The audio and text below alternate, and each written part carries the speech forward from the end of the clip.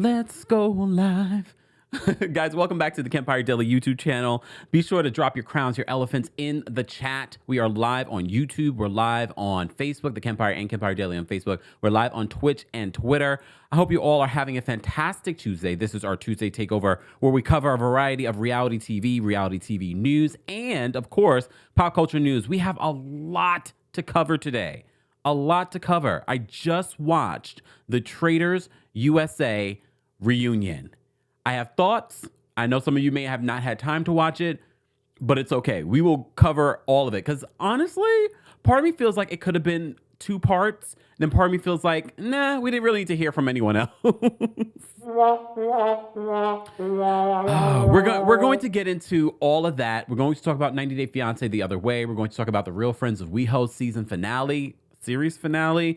We're going to talk about Traitors Australia. We have a few shows to talk about. We also have to talk about Robyn Dixon and her responding to the new allegations that came out yesterday, and I'm going to share my reaction to those allegations as well. We also have to talk about Thee Stallion getting an apology from her almost former label head.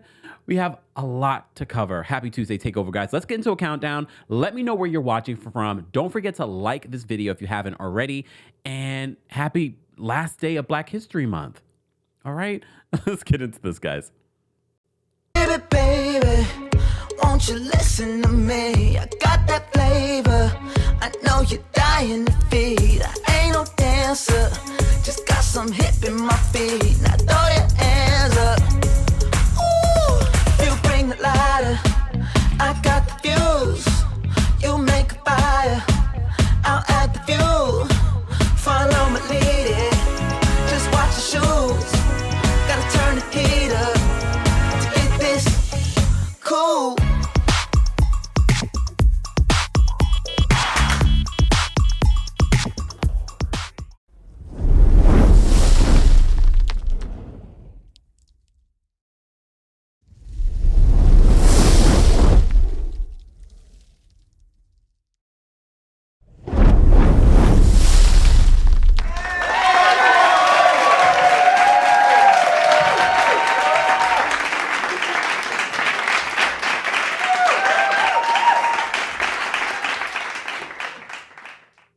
Hey, if you could watch behind the scenes with me and my TikTok family, we were just dancing. I was trying to eat some last minute yogurt before we go live because you know I don't necessarily eat heavily before live, and then I'm usually by the end of the live I'm hungry.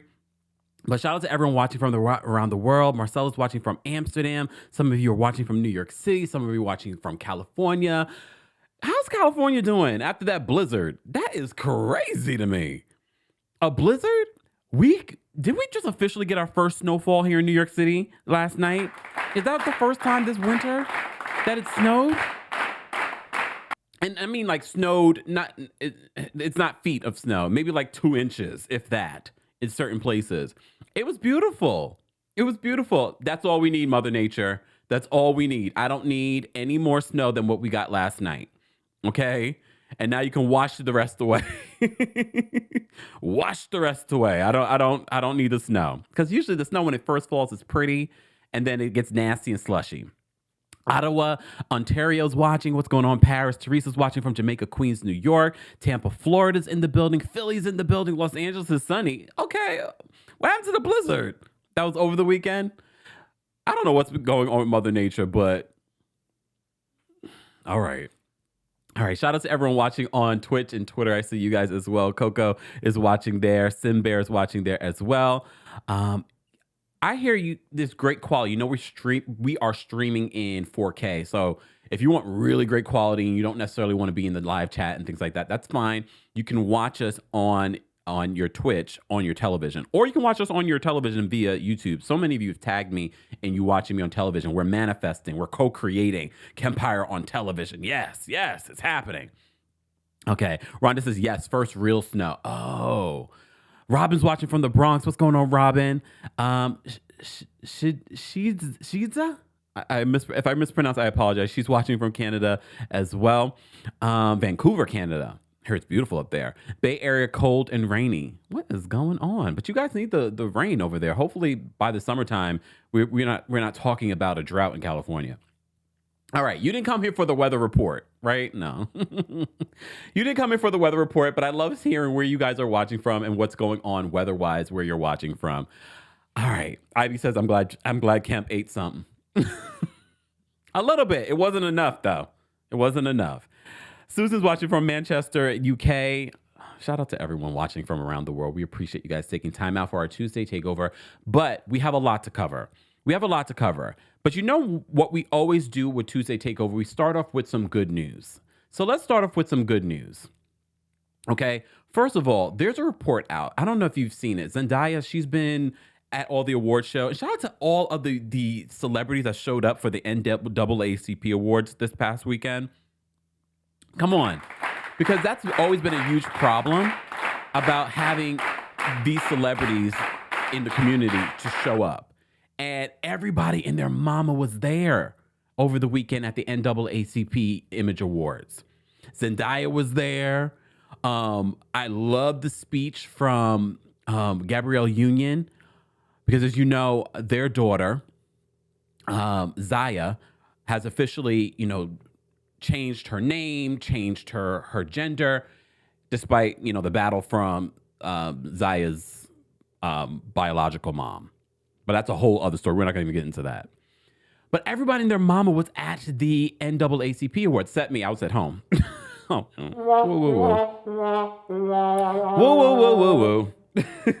I was at home, but that's where I really prefer to be honest. Let's be honest. So everybody was there, but this leads me into Zendaya. So Zendaya was also there. And as you know, Zendaya, big name actress, and she's also a singer. Well, there's a report out that she's going to be paid $1 million per episode of Euphoria next season. She deserves every penny. She probably deserves more than that. And I know what you're thinking. There's only like 6, 8, 7 episodes of Euphoria. That doesn't matter. That's a big payday. But can you imagine what she goes through mentally as an actor or actress in order to create that character? It's hard for me to watch Euphoria. I have to be in a good state of mind. Look, if you're depressed, don't watch Euphoria. That's just gonna make you worse, okay? But she deserves every penny for that role, and she deserves all the awards. So there's a report going around that she's going to be paid $1 million per episode for that role. Good for her. She's amazing in it. Speaking of congratulations to Keke Palmer.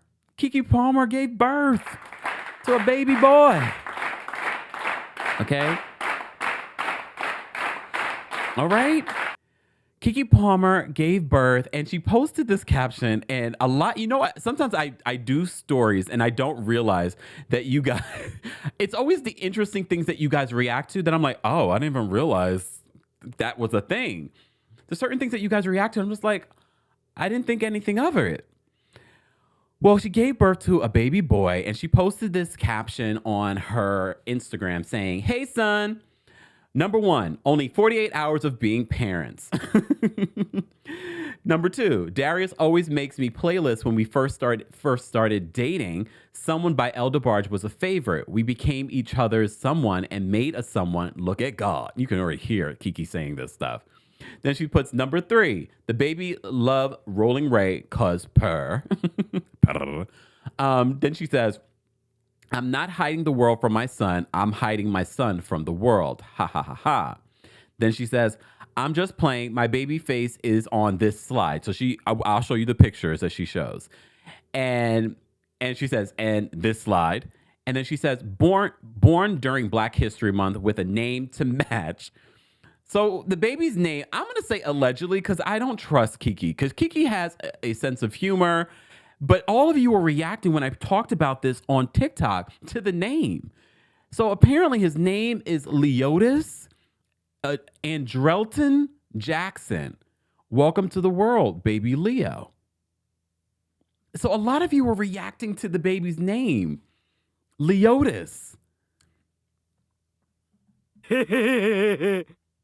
I mean, I ain't never met a Leotis in my life, but I just don't know with Keke Palmer. I don't know if she's trolling us or if that really is his name. If it's really his name, beautiful. You are the mama. We're gonna call him Leo. Look, we're gonna call him Leo. But yeah, happy Black History Month. Congratulations, Keke. I love Keke Palmer. She's had such an amazing career, and I feel like she's just gonna have an even bigger and more amazing career. So congratulations to her.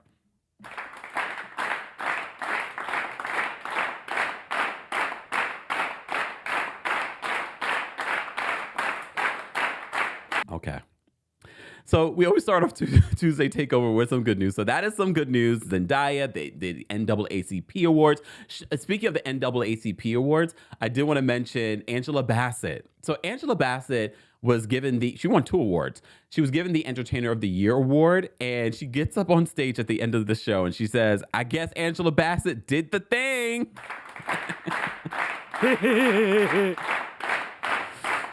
You know that viral moment? What happened to the lady? I heard the lady deactivated her Twitter because of the backlash of her little rap that she did at the BAFTA Awards. I mean, she said Angela Bassett did the thing, not a thing. Angela, I'm sure, not that I know Angela Bassett, but knowing of her character, I wouldn't be surprised that she reached out to this woman and was like, "I know what you meant there, girl. Thank you for the love and support." Angela Bassett did the thing. She did the thing, okay? Mental Fit Chick, thank you so much for being there. Hold on, let me enlarge this, y'all. Thank you so much yesterday for supporting our collaboration on RHOP. I saw you in there. And thank you for being a member of the channel. She says Leotis is a name from Mississippi. I grew up in Chicago and family was from Batesville. So that's where I know the name is from. Oh. Wow. I have never heard of the name Leotis. But now we do. Don't be surprised. Everybody named mom start naming their child Leotis now. Just saying. Just saying.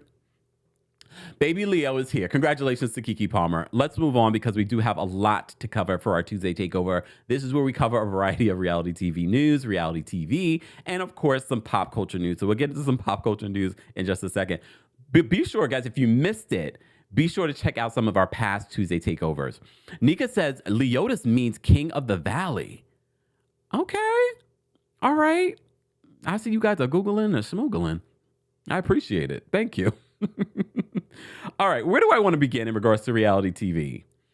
Okay, I'll talk a little bit about Love and Marriage DC. So as you know, we normally do a Love and Marriage DC recap on Sunday mornings, afternoons. And I decided this week, because I was prioritizing watching the Traitors Australia, that I didn't do a recap. And I don't think I will be doing a recap, at least not a separate recap. I'm going to continue to talk about it, but talk about it here during our Tuesday Takeover. This past week, first of all, I didn't really see a lot of you talking about it on social media either.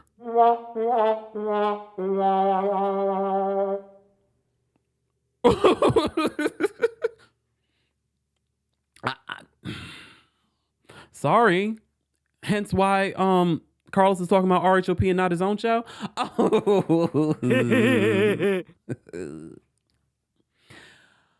I watched this week's episode and I said, it started off great, this season of Love and Marriage DC. But I've been feeling like, where are we going with this? I said, we need a little bit more fun because there's a lot of serious things happening, which I want us to talk about. But this group is so divided. And I know they want to make Fetch happen, a.k.a. Winter. But it didn't. It's not landing. We even have a conversation with Ashley and Winter in this episode. And I'm just like, what are we fighting about? What are we arguing? You guys just don't like each other. And that's basically what Ashley says. We don't like each other, but we have a friend that likes both of us and is bringing you around. I don't understand. Look, for me, this latest episode of Love and Marriage DC was probably the worst so far this season. Just because There really wasn't a lot happening. Congratulations, though, to Arena. She's going to launch a wig line. I mean, if anyone's going to launch a wig line in these group of ladies, I mean, I can see it. I can see it. The most important thing that stood out to me in the latest episode of Love and Marriage DC was now we understand. You know, when we were talking about Love and Marriage DC, we understand why exactly Joy was not so keen on having a wedding. It's because, you know, she doesn't have her dad. So, you know, normally you have your dad-daughter dance, your dad walks you down the aisle. This is why she's not so happy about actually having a full-blown wedding. And now it made more sense to me. It made more sense to me. MT says, Winter said in an interview that more things will be revealed about her later in the season. Girl, we don't got that kind of patience. No, I'm joking. Look, I think that's all well and good. I want to see more fun happening with this group, but none of these ladies really like each other. I think that's why I enjoyed seeing Alicia and Ashley's relationship, because we know they are real friends, real besties, and they're actually entertaining to watch on television. The whole issue about Arena arguing with Sharella at Quick's, you know, street naming situation and you know, day of Quick. First of all, wrong time, wrong place. But Ashley, I don't understand why you're mad at Arena. You really should be mad at Sharelle for bringing it up. I wouldn't be mad at Arena. I understand, Arena, you are trying to be a producer this season, and maybe Arena shouldn't have carried that bone to Sharelle. But Sharelle, I don't understand why you're so upset with what Arena said. It's really what Joy said. And everything that, all the adjectives that Joy used to describe your husband Black, for me, means shady. So you need to redirect that energy. Redirect that energy. But that's just my own personal thought. So for those of you that just joined us, we're talking about Love and Marriage DC. I'm no longer, at least for now, I am no longer doing a separate recap. We cover reality TV on Tuesday Takeovers, so I will talk more about it on Tuesday Takeover. It's just not worth the time or the energy to do a separate one on Sundays. And when I can have that Sunday to myself. But no, on Sunday, we reported to you about Ashley Darby and her soon-to-be ex. No word on whether or not she's filed for divorce. No word on that. But if you missed that video that I did, we were talking about Michael Darby and the property that he owns in Somalia.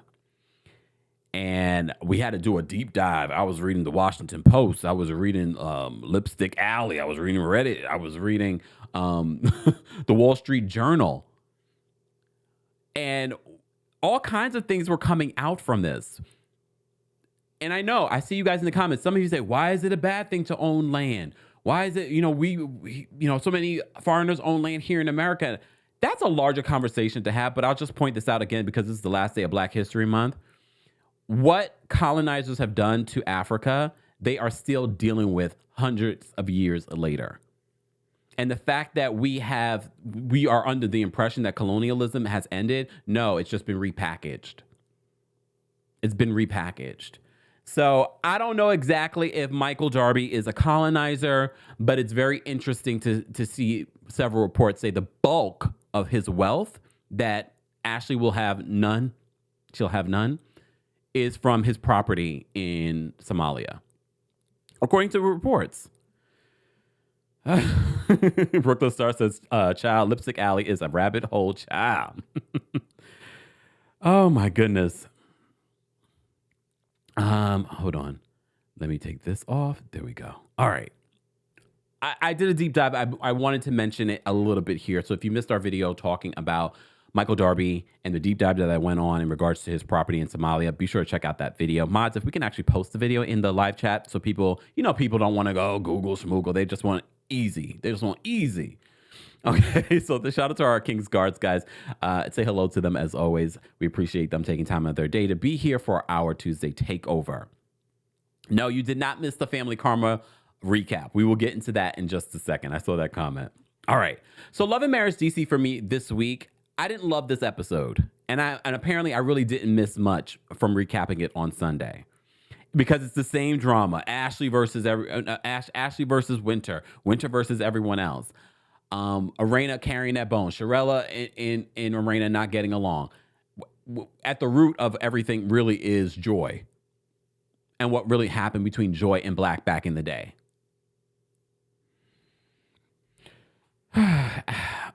Ali says the post-colonialism colonizers in many cases acquired the land illegally.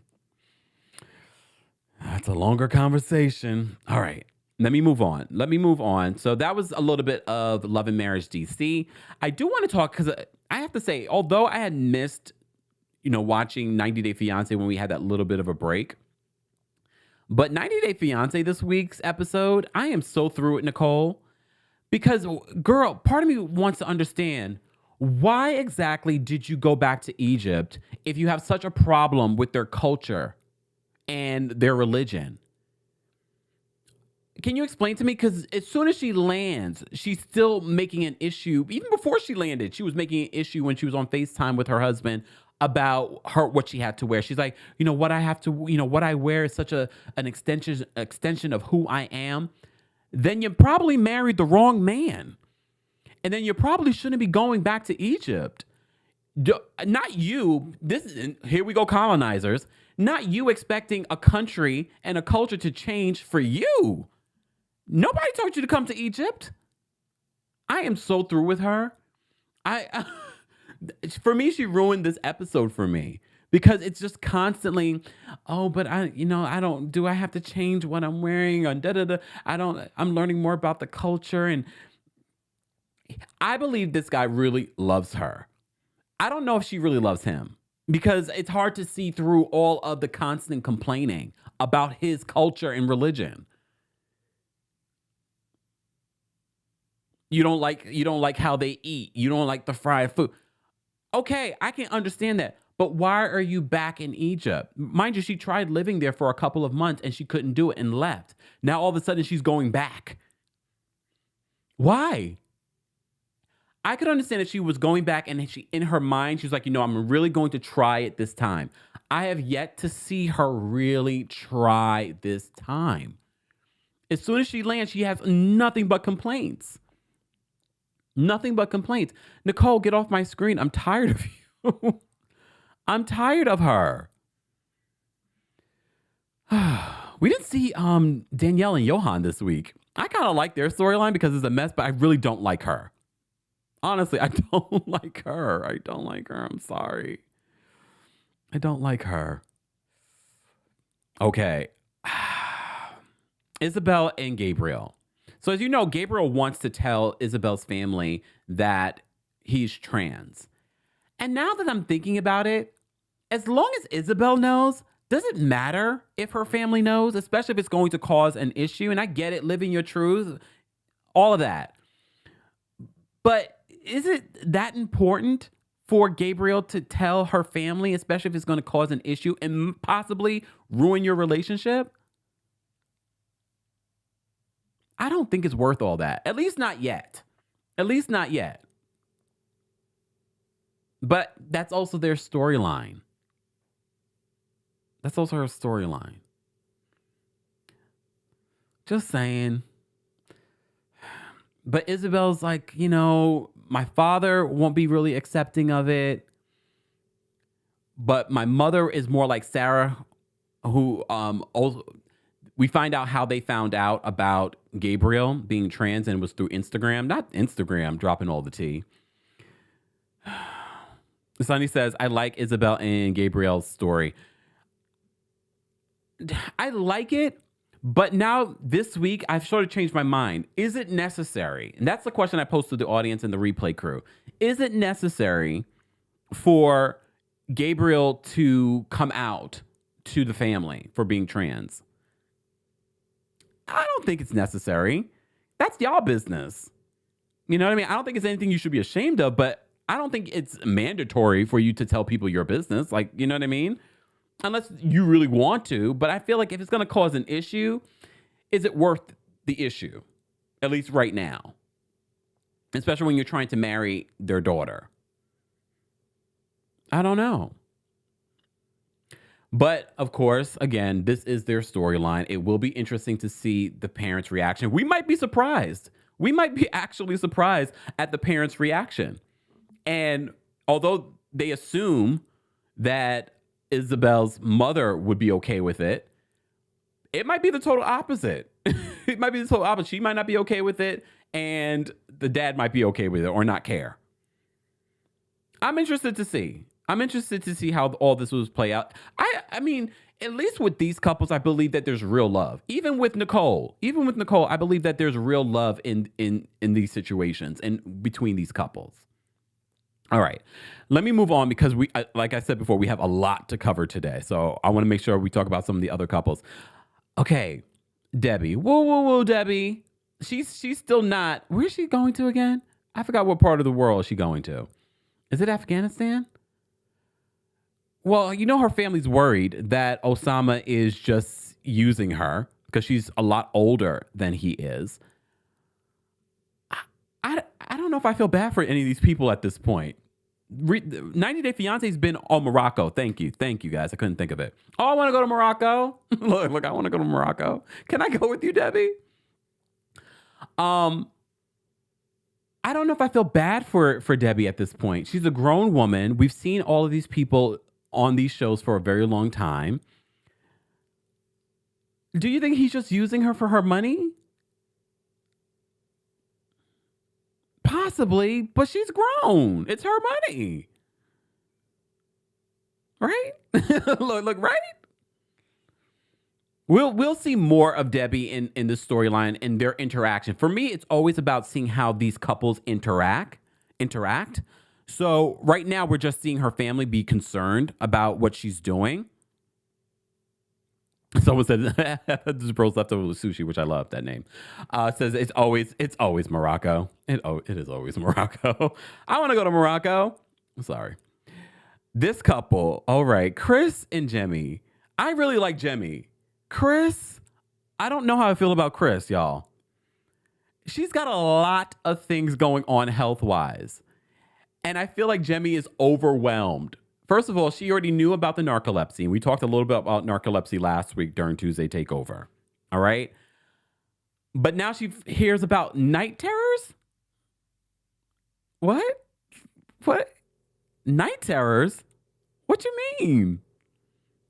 She has night terrors, but then she also finds out that she got into a car accident, so she has these neck and back issues. So they go out to get certain things that she can, help relieve her issues. And of course, the flight, what didn't do her well, traveling.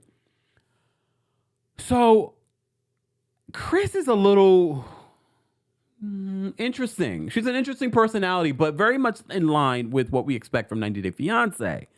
Interesting. I like Jemmy though. And Jemmy seems to be really in love with Chris. I wonder how long that will last. And plus, I always still look at Chris with the side eye because she disappeared right before Jemmy's birthday.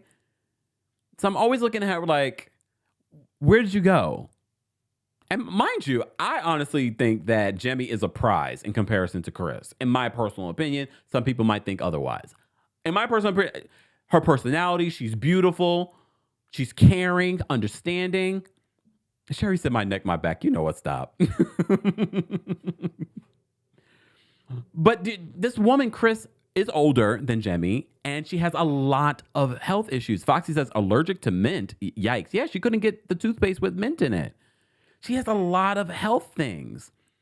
And that shouldn't stop someone from being in love with someone, but it's also a lot when you thought it was one thing, and then when they are there with you, oh, well, no, I have night terrors. I'm allergic to mint. I have neck issues. I eventually need to have this surgery, which is going to cost $100,000. That's a lot, right?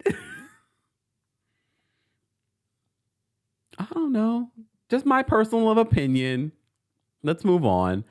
Because I didn't love this week's episode of 90 Day Fiancé. It felt like a filler episode. But we have to talk about this couple. Hold on. Jen and Rishi. Jen, for me, is a little woo. Rishi is a player. I get player energy from Rishi. So they're in India, and apparently his parents are trying to have an arranged marriage for him, but she doesn't know it. She doesn't know it. And she finds out by the end of this episode that, yeah, first of all, she seemed okay going to see his parents as the friend, but she's not okay with the fact that there's still an arranged marriage possible. Something's not right with Jen. But, her friends, read her for filth in the earlier episodes. And they were like, you do this all the time. Like, this is a pattern of behavior. She always does this kind of thing, gets involved in situations that people are sort of like, what? What? But I get the energy from Rishi that he wasn't faithful. She does ask him in this episode, have you been faithful to me the last 2 years? I didn't realize that they have been separated for 2 years. Do you think that he was faithful? I get player vibes from Rishi. I get player vibes from him. There's something about his smile that kind of just seems like, are you smiling at everyone like this? And how in the hell? See, this tells me a lot about his character. So he has this separate apartment for her to stay at. Mind you, she didn't have blankets. It was cold. She didn't have toilet tissue. No toilet tissue. That said a lot to me. He left her there at night because he had to go back to the family. He left her there at night. She didn't have toilet tissue. She didn't have heat. And then he brought her this small heater. What's that supposed to heat? My feet? That's about it. What is that?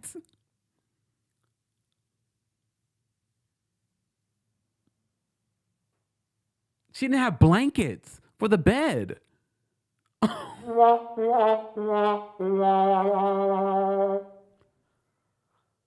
Do you guys think that they're going to actually get married? The family, this is giving me Jenny and Submit. It's giving me Jenny and Submit, meaning that the family is not going to accept her. They are trying to set him up in an arranged marriage right now. It would be interesting to see the family's interaction with her. They've met her before. But damn, he left her in that apartment in Jaipur. Cold. Not cold. For me, first of all, I grew up with a bunch of sisters. Y'all need toilet paper for every time you go to the bathroom. So she didn't have toilet paper at all. What did she do? No, shut up.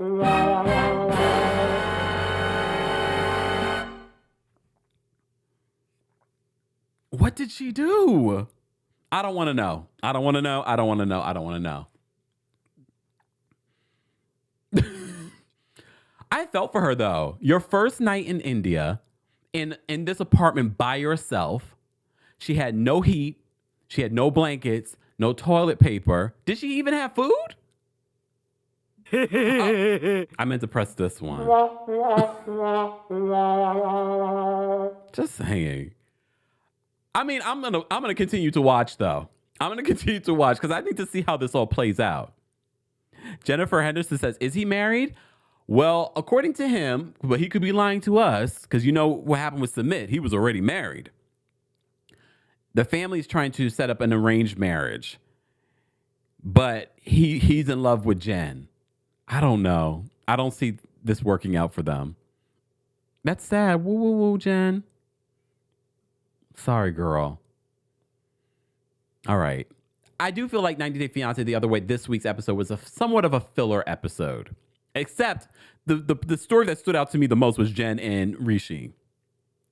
That's what stood out to me the most. All right, where should we go next? Guys? If you haven't already, be sure to like the video. We have almost 900 people in the building watching on Facebook, Twitch, Twitter, on YouTube, of course. Be sure to subscribe and be sure to check out a video that I just did on Wendy Williams. So let's talk about Wendy Williams really quickly. So Wendy Williams, there's been a couple of videos that came out over the weekend where Wendy has been in the street and people are videotaping her. And I think I don't know where Wendy's state of mental health is right now.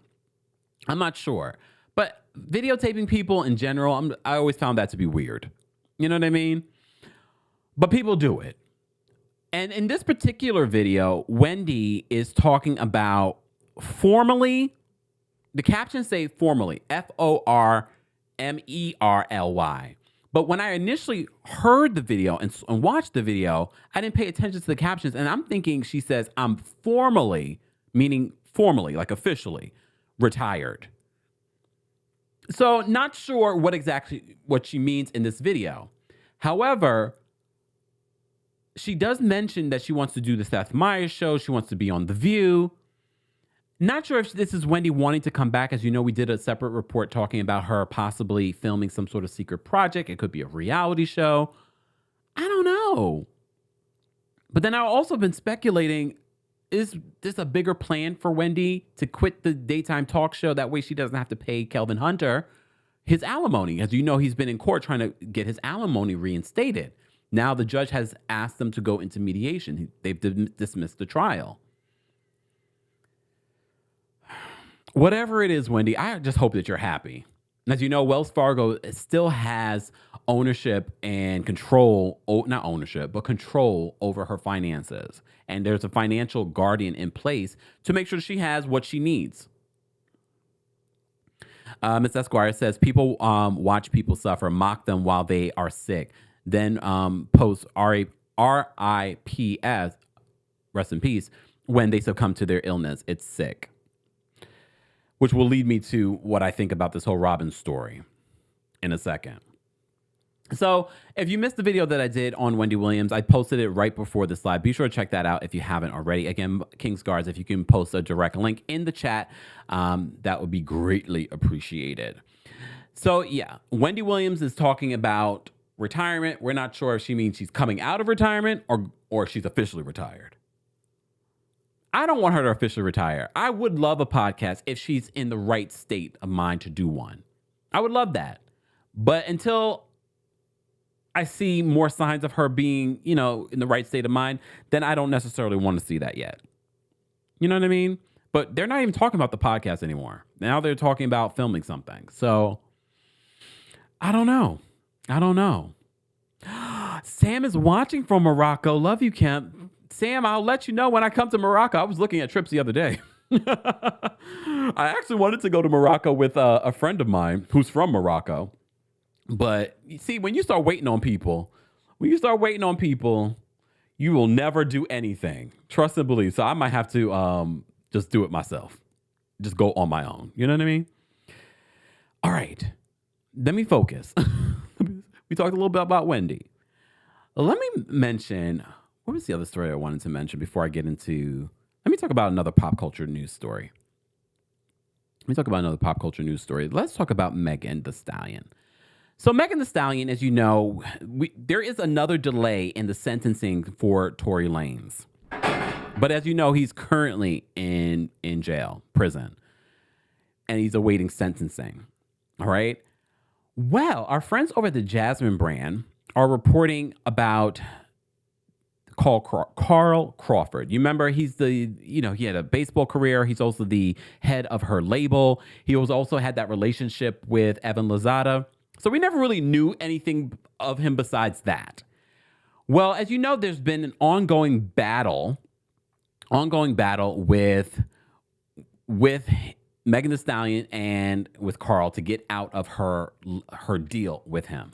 So I want to just read exactly what our friends over at the Jasmine brand is reporting in regards to his recent apology for trolling Megan Thee Stallion.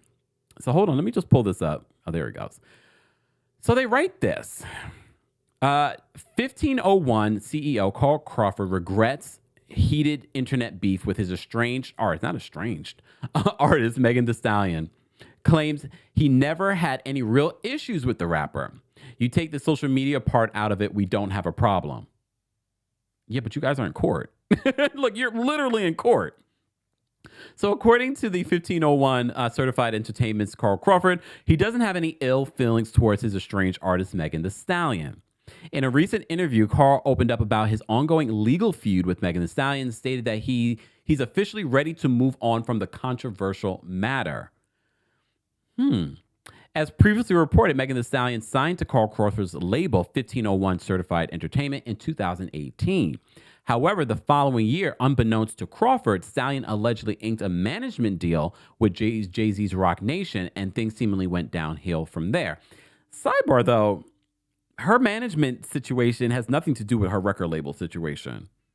So she can sign with new management without telling her label. Unless she had a management deal and a record deal with 1501.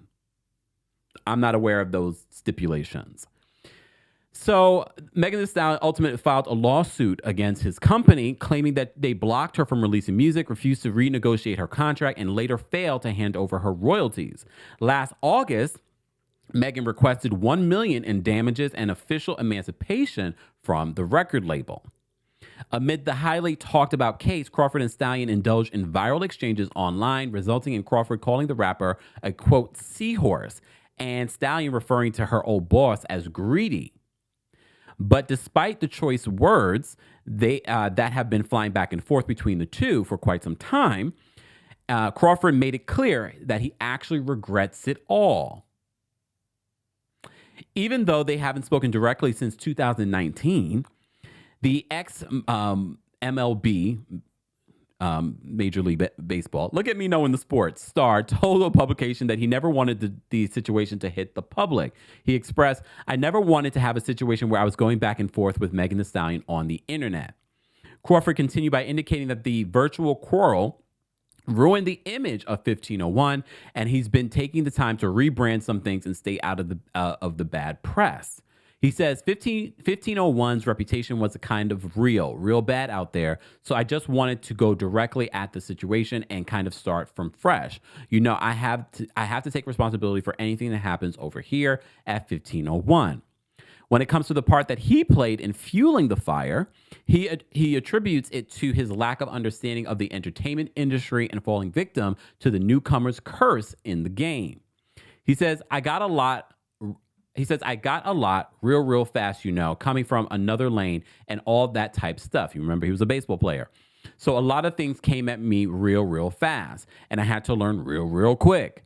And in the process of that, you know, you don't always make the right decisions, or you might make a few mistakes here and there, and you have to take ownership for that. He then elaborated and says, I never had any problems with Megan Thee Stallion. You know, it's just the social media stuff really just turned really sour. You take the social media part out of it, we don't have a problem. Remember, though, when he was dating Evelyn Lozada and he was in, you know, Major League Baseball, you never really heard him speak. So this new turnaround of events with Megan Thee Stallion seems so out of place, seems so weird, seems so strange. You know what I mean? And I'm gonna give him some grace. I'm gonna give him some grace because he is starting a new business and now he's apologizing. Okay. I don't know if it's going to change how people feel about his record label and if people would even sign with him, but there will always be someone that wants a start. So I don't know the business dealings of 1501 like that. But I can understand how this did not help his business. Okay. He then went on to say, after saying that he doesn't have a problem with Megan Thee Stallion, he says, I'm done with that. You won't hear me mentioning Megan Thee Stallion's name in the media unless you know I'm doing something like this, or you know it's just a big time interview where I gotta say it. You won't see me like texting or, you know, making a post or doing any of that stuff. You know, that could cause social media to go crazy. It makes me wonder, are they coming close to some sort of settlement in regards to the battle that they've been having? It makes me wonder. So our friends over the Jasmine brand continue in their article. They said later in the conversation, Crawford addressed the video of his link up with Megan Thee Stallion's enemy. No. How about Megan Thee Stallion? What do we call him? Perpetrator? Convicted abuser? I don't know. Tory Lanez. Last April, which sparked a lot of mayhem on the internet. If you don't know, in December of 2022, Tory Lanez was found guilty after the Stallion accused him of, you know, of what he did in 2020. Crawford concluded by indicating with the help of 1501's new president, Kai vs. Tyler, that he didn't know Tory Lanez personally and had only been spotted with him to get back at Megan Thee Stallion. When asked if he had any comments on his perceived decision to stand with Lanez, Crawford set the record straight and replied, I don't stand with nobody in that situation. That's just not like none of my business. You know, like I say, you get caught up in the internet stuff. He says that normally I don't do stuff like that. So it's just, like I said, I think I kind of just got wrapped up in the whole scheme of the things that was going on. He says we all make mistakes. It sounds as if that this new president of 1501 is like, you got to clean this up. We got to clean up this image. This is what he sounds like he's doing. I don't know if he believes any of what he's saying, but it sounds like that's what he's doing. And look, if that means that they're one step closer to some sort of settlement with Meghan so she can get out of her record deal with them, which I believe they're very close to that. I believe Meghan had a win recently in court too. So according to Crawford, he'll never speak negatively again about Meghan, and he doesn't know why he was chilling with Tory Lanez. We know why. Look, we know why. All right. Let me take a sip, guys. If you're just joining us, this is our Tuesday Takeover. We talk about a mix of reality TV news, and pop culture news. Very similar to what you get here on the channel. So if you're not subscribed, subscribe to the channel. We're almost at 250,000 subscribers.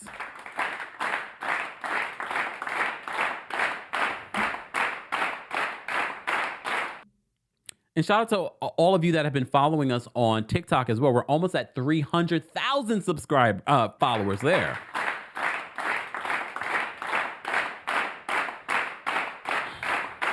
Kia says, stop the cap. Stop the cap.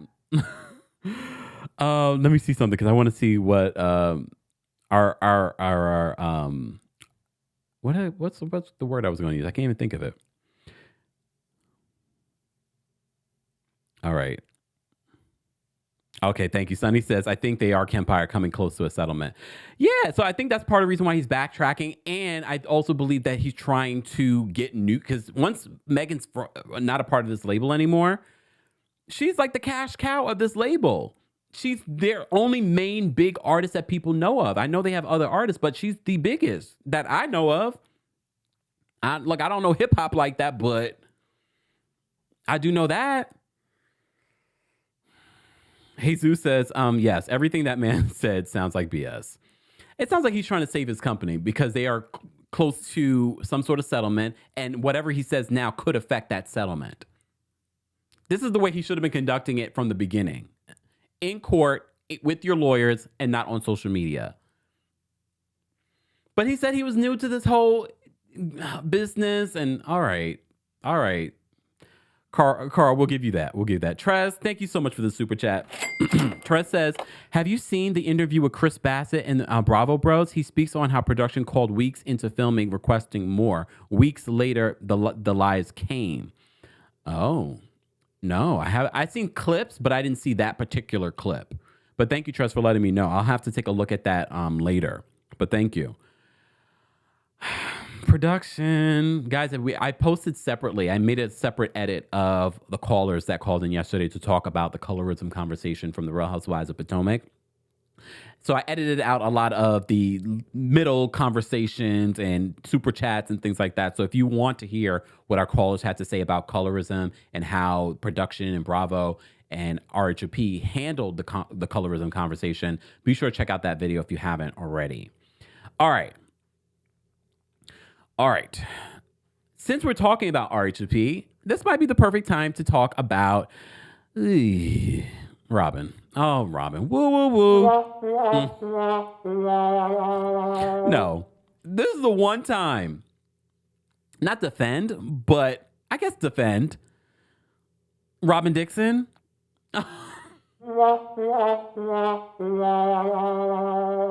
So yesterday, you may have seen this story, and if you follow me on my socials, then you saw that I covered this story yesterday about this woman that Juan Dixon was photographed with. I also revealed to you that 5 or 6 days ago, I received this information and video, but I didn't run with the story because based on what I saw, I was like, this doesn't really prove anything to me.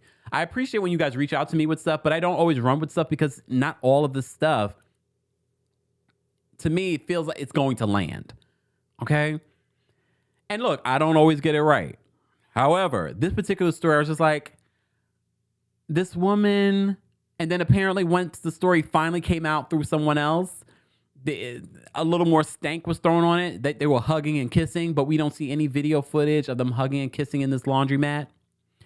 And then, although I don't know the sports, I do know a little bit something about Coppin State because of the story that we did about Juan Dixon and the lawsuit that he was named in because of his work at Coppin State and him not reporting these allegations.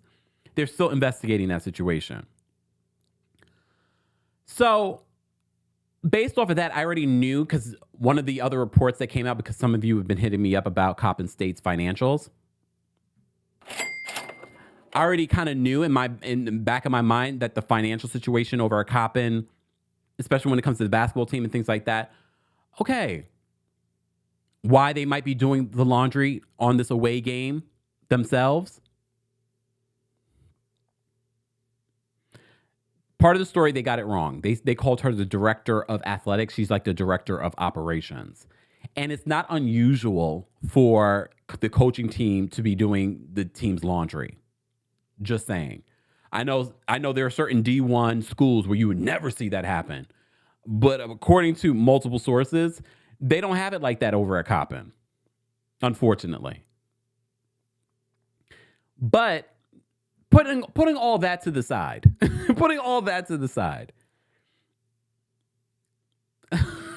look, at the laundromat,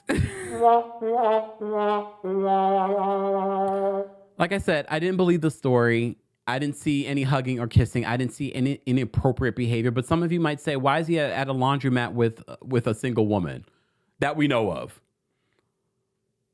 I still don't believe the story.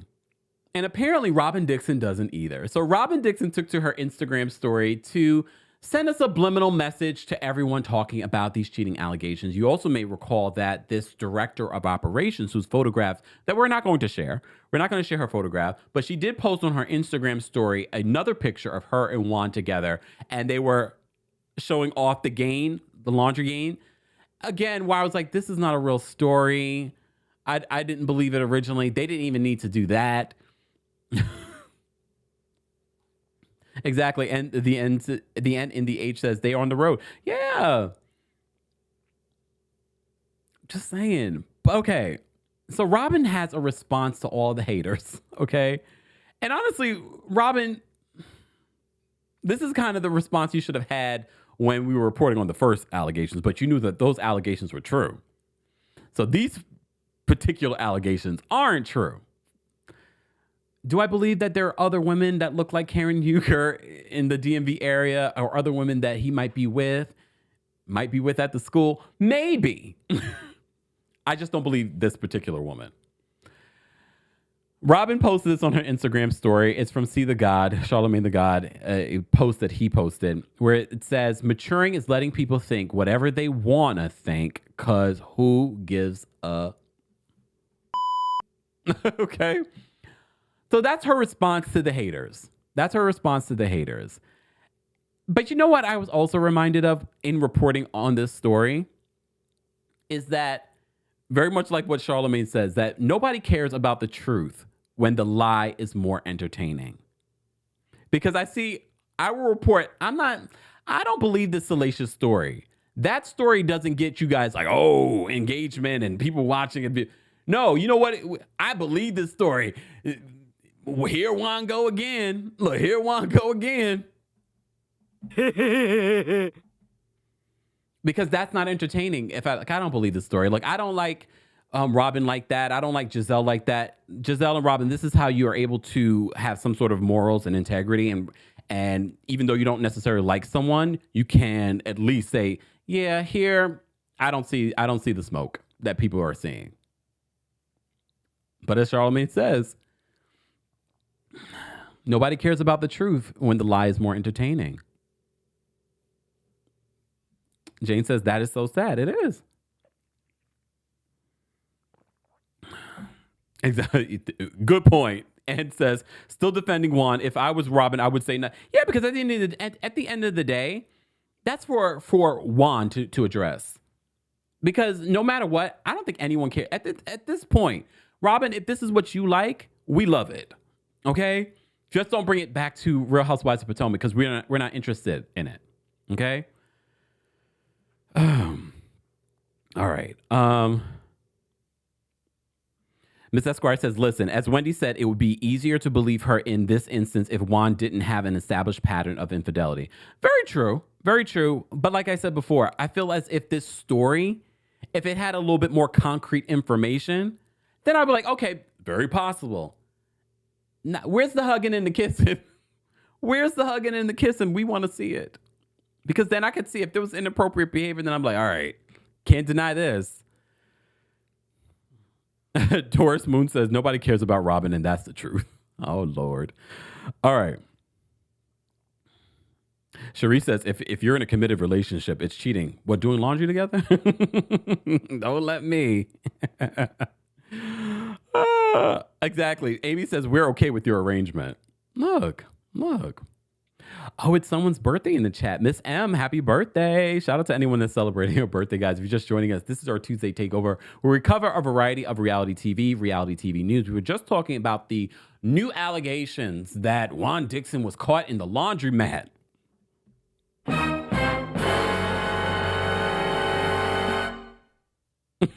Caught in the laundromat with his coworker doing laundry. It is what it is, y'all. It is what it is. Let's move on. Let's move on. Let's talk about a real marriage. Oh, no. First off, wait, did I bring in this photo? Hold on. Let me bring Family Karma. First of all, Family Karma, applause, y'all. Applause for Family Karma in the chat. Drop your applause in the chat, y'all. This was the best season of Family Karma. This was their best season. We had 2 weddings that were on film, and then we had Anisha's wedding that didn't happen. Should we punish Anisha like they punished Kenya? Her wedding was gorgeous, too. Do I have a picture of Anisha's wedding? Hold on, y'all. Let me bring up Anisha's wedding because I want to show you guys Anisha's wedding. Hold on, y'all. I want to show you her. She looked gorgeous in her wedding. So you know Anisha was dating this guy and she was giving him an ultimatum. Well, now we have photos of her wedding. Before we get into Amber and Nicholas's wedding, because you know we've been talking about that this entire season. Anisha. I'm bad at Anisha because I would have loved to save this wedding for season 4. But anyone else notice by the end of this season, even if Family Karma doesn't come back, even though I want Family Karma to come back, but I felt like they wrapped up the season with season 3. The way that they ended everything, if it doesn't come back, yes, there are little things that we would follow up on, but we could have ended the season with this episode. It was so good, Family Karma. So good. But let's take a look at her wedding photos, Anisha, that we didn't get to see on the show. But she looks gorgeous in this photo. Hold on, let me share my photo. Oh, woo, woo, woo. Look at her. And I didn't mean to woo, woo in a bad way. Gorgeous. Gorgeous. Is her husband a prince? No, her husband's a doctor.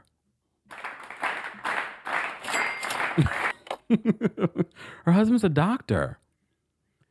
There's more photos. Let me share the other photos. Hold on. There's more photos from this wedding. So, you know, during the season, she kept on saying that, you know, she's given him an ultimatum that she needs to get a proposal by a certain period in time. And apparently she did get it. She did get it, but she didn't get married on the show. They didn't waste any time getting married, Anisha and her beau. Look at this wedding. Gorgeous. Gorgeous wedding. For those that are watching on TikTok, head on over to our YouTube channel so you can see some of the photos. Beautiful wedding. Beautiful, like, decor. Beautiful. Everyone at Amber and Nicholas's wedding, everyone looked good. I loved it. Taurus wants to ask the question. I'm wondering, too, did she invite the cast? I didn't see anyone from the cast besides her family in the photos. So I wonder, and maybe that will be their storyline for season 4. we weren't invited to your wedding. I find that hard to believe, though. I find that hard to believe. Because I just feel as if, but then I don't, because she really didn't want to tell the cast about her new man. She looked gorgeous, though. Anisha, congratulations. I know this is something that, from season 1, she's wanted to get married and find a relationship. And she finally did, and now she's married. Good for her. Now, let's get to the real wedding. Let's get to the real wedding, y'all. All right. So, Amrit and Nicholas, bravo.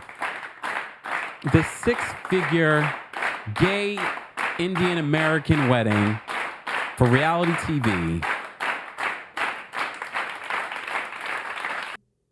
Gorgeous. Their wedding, first of all, part of me wanted to be there.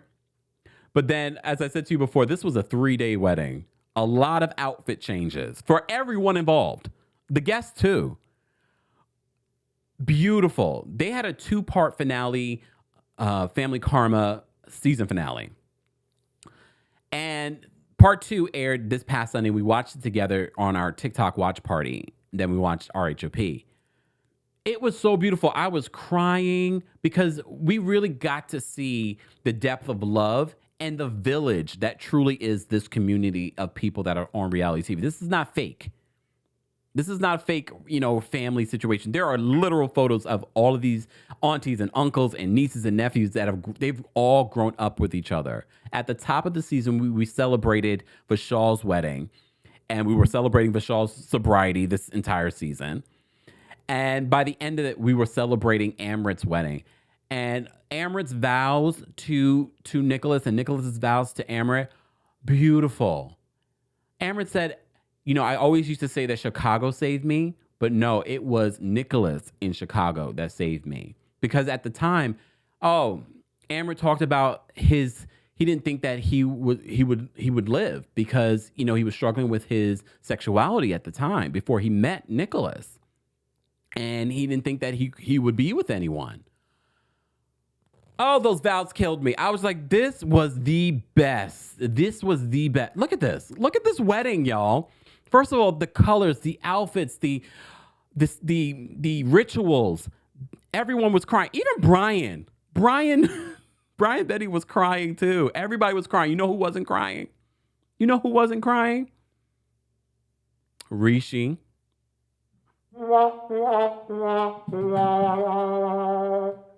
Rishi, Monica's boo. We didn't even get any finalization. I thought we were going to get some sort of finalization on their relationship we need a reunion. But at this point, they're not going to do a reunion if they haven't filmed one already. What happened with that relationship? At BravoCon, she said that they weren't together anymore.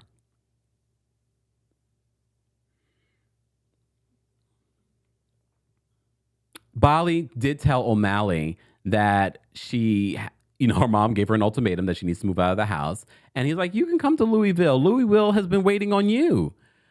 I mean, I hope she goes to Louisville to visit, but I need her to be here in Miami. I love Bali. I'm so glad that we got so much more Bali's story this season than we've had in past seasons. But Logan says Indian Drake. Appreciate. So apparently she's going to be moving to Kentucky. I just hope she comes back to Miami to film. But if she moves to Kentucky, doesn't mean her daughter's going to move too?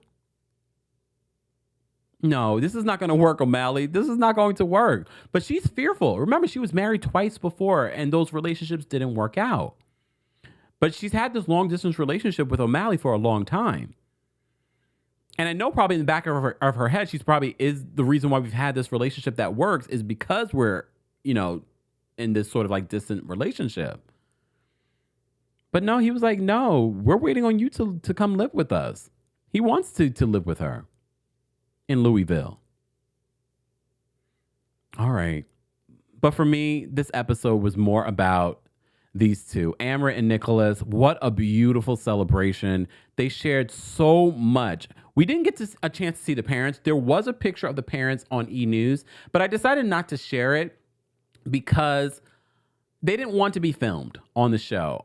I was pretty sure they approved to be in E! News. I'm not sure. So since we're not sure, I'm not going to show you their pictures. If you want to see, go ahead on over to E! News. But there is a photo of the parents, both Amrit's parents and Nicholas' parents together at this wedding. Because they were at the wedding, they just did not want to be filmed. So all the things that we're seeing, the parents are there. They're just not on camera. So they participated in every aspect of this wedding. But shout out to Aunt Terry. Aunt Terry was there holding it down. Aunt Terry was there holding it down for Nicholas. But thank you both for sharing your stories, because there's just so many elements and aspects that we've covered in covering Amrit and Nicholas during this season, from their gay experience to their relationship, and then this wedding and planning this wedding and dealing with the family dynamics of what this means, and Nicholas finding his voice in season 3. So again, if this is the last season of Family Karma, that's not what I'm wishing, because I love this show. If this was the last season, they ended on a high note. I thought it was such a superb season. Overall. Julia, thank you so much for the super chat. Julia says, even big tough O'Malley was crying buckets. So sweet. Right? O'Malley was crying. The only person that I did not see cry was Rishi. He has no heart. Look, he has no heart. No, not everyone's going to cry, but it did stand out to me. Everybody was crying. I was crying. We were crying together watching this on TikTok. It was a beautiful wedding, a beautiful ode to each other. I thought this was a beautiful, beautiful situation. Congratulations to Anisha. Congratulations to Amrit and Nicholas. Congratulations to Vishal. Vishal was crying in his confessional talking about this. He was crying at the wedding. His best friend, who they grew up with, is now married. And I think we also forget that Nicholas and Amrit have been together for 10 years, which in gay years, that's like 100. Okay. So congratulations to them. It's been a fun ride recapping Family Karma this season. For me, it was their best season yet. And I hope they do come back. You know what? Who's not going to come back? Oh, Real Friends of WeHo. And it's not because I don't think that they shouldn't come back. I think they should come back. I thought Real Friends of WeHo was actually far better than people expected. But as you know, they received a lot of backlash because of the people that were on the show, because it was cutting into your Drag Race showtime. But I felt like it was a solid show. And although I had been riding with Curtis for a long time, I was riding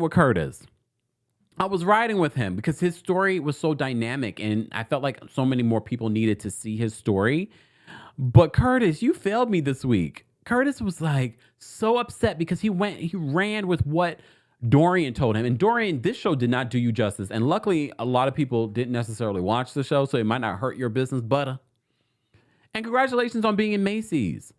But you were the worst. The way that you gaslit this whole situation with Curtis and said that everyone was talking about why your sister didn't come there, when it was your own brother that said this is the reason why their sister did not come. And then he came and flipped on them. And the friendship that he was building with Brad was completely ruined in that moment. By the end of the episode, they make amends. It felt like this season really was rushed. It felt very rushed. Partially also because these folks weren't really friends. And I think if they were really friends, it wouldn't have felt as rushed in 6 episodes. But because they were getting to know each other, it felt so rushed. But I have to give them credit for the way that they edited this season finale. It almost touched my heart. Look, it almost touched my heart. But Curtis, the way you flipped out on this group, I mean, I get it. He felt really hurt because I think he was more hurt at the fact that, oh, my sister's going to see this, that they were dogging her out. But you ran with what Dorian said to you, and what Dorian said to you wasn't even the truth.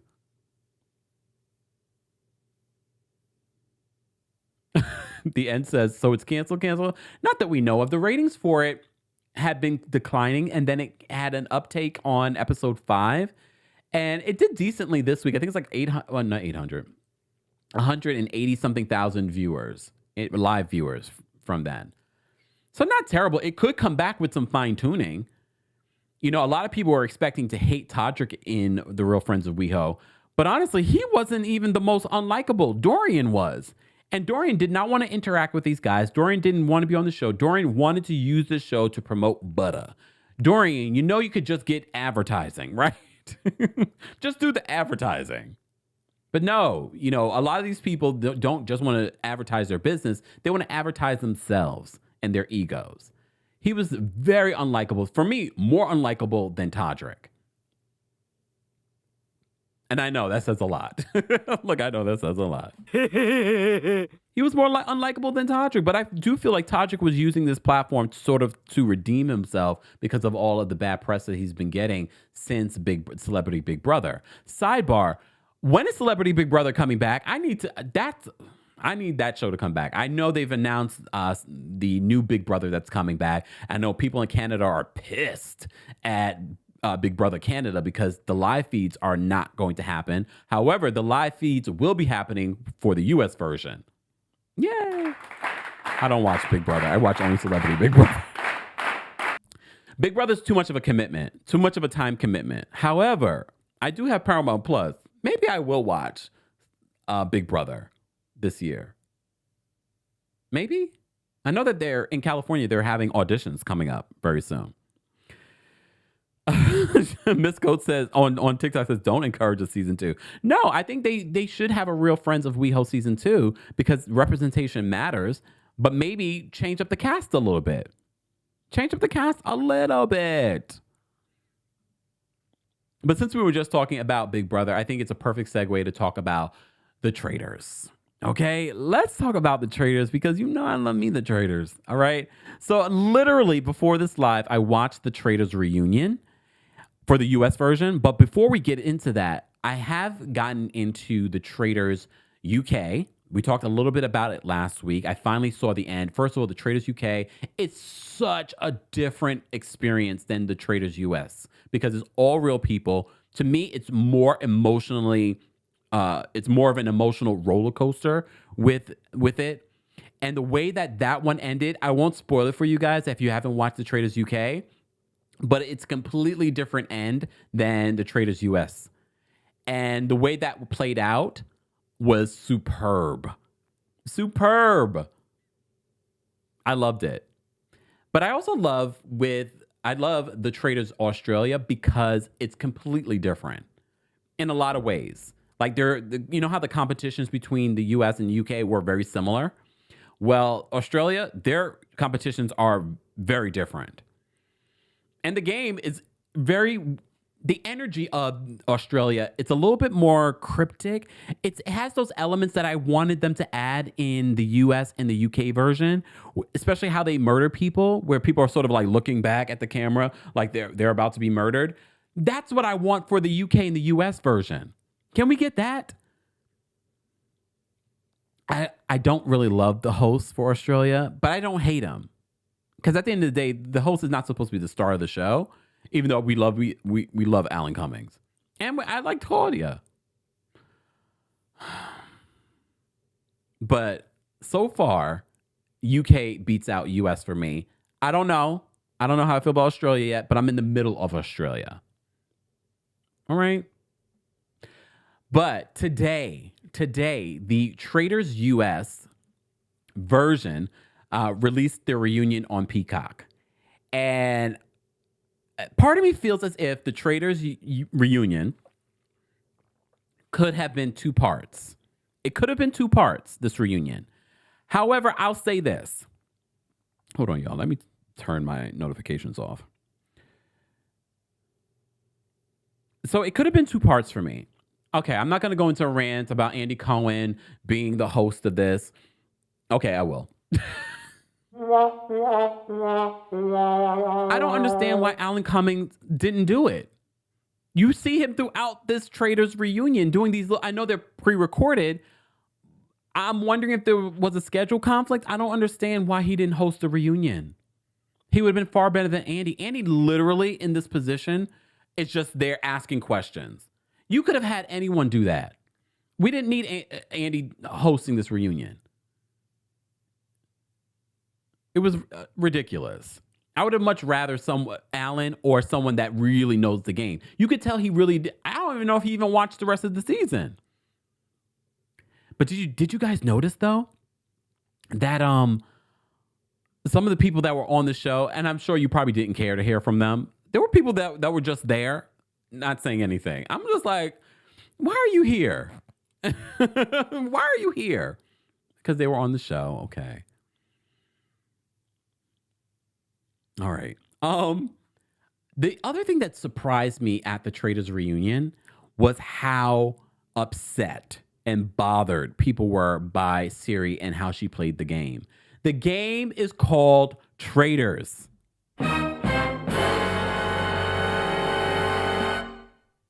They were so upset. Andy was so upset with Siri. Cody was so upset with Siri. What's his name? The black guy with the curls. Quentin. He was so upset. You should be upset at yourself, Quentin, for constantly getting it wrong. You're upset because you wanted that money and you glided on through to the end, thinking that you won the money. You didn't win that money fair and square. You glided through because no one saw you as competition. Andy loved you. Had a crush on you watching this season, and you looked good at that reunion. Andy did. However, you, very much like Quentin, were not good at the game, and you weren't being strategic by gliding through. No. No one found you guys as competition. No one found you as competition. That's why you made it towards the end. And sometimes that works. That is a great strategy, but I don't believe that was your strategy. I mean, look, the best part at the end of this reunion, because everybody was coming for Siri and how Siri played the game. Everybody was coming for her. And I'm thinking to myself, Siri played the game of traitors. This is what you're supposed to do. And she kept on saying, like, the conversations that we were having with each other were real.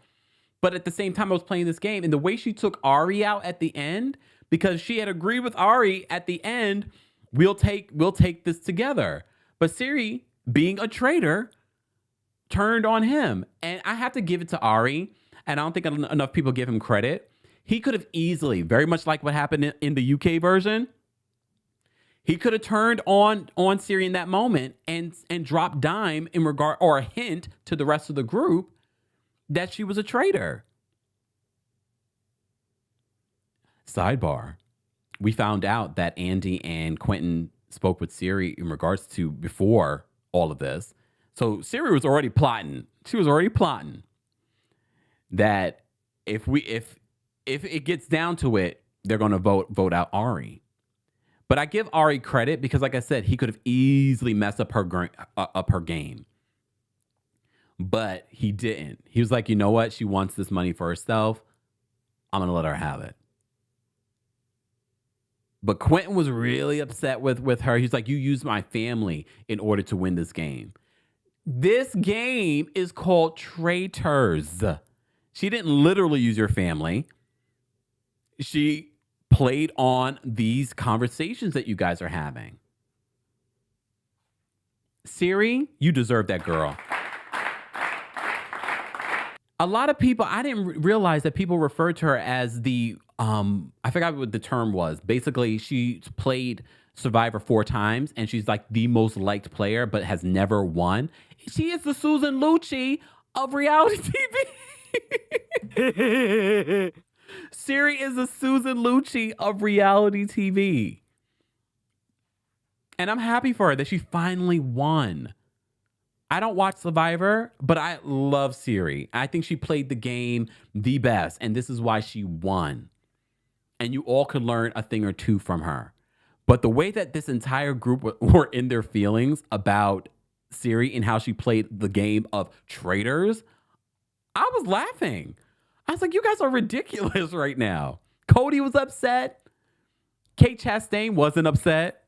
Kate Chastain is forever a mood and sensible. Sidebar, Kate Chastain says she's due on May 8th. She's having a Taurus.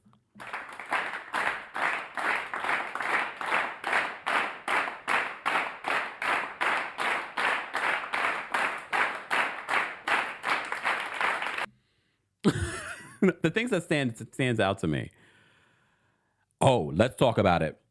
Reza and Brandi Glanville were not in attendance of this reunion. We'll get back to Reza in a second. I already told you, if we don't see Brandi Glanville at this reunion, as you know, they're currently investigating the situation that apparently happened during Real Housewives Ultimate Girls Trip between Brandi and Caroline Manzo. And I told you, if you don't see her at the reunion, I think she might be done with Bravo and Peacock. And I saw the video of her recently. She didn't look well. I don't know if she's stressed. Brandi, you just always, and I knew this. I knew you would take things way too far. And I think that's what happened in Morocco. Not Morocco coming up. We keep talking about Morocco. Maybe I need to book a trip to Morocco like ASAP.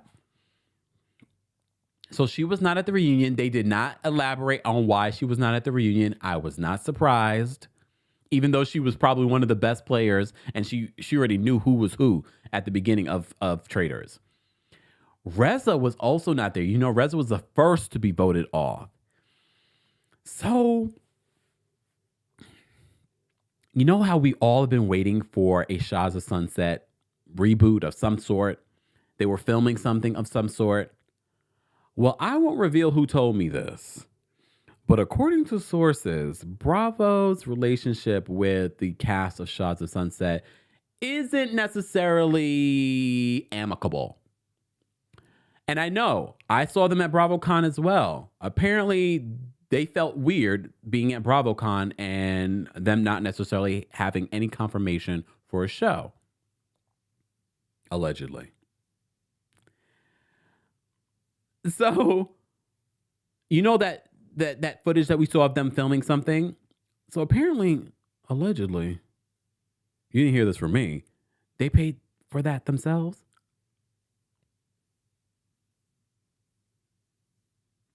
So if you've been holding your breath about a Shahs of Sunset reboot, it ain't happening.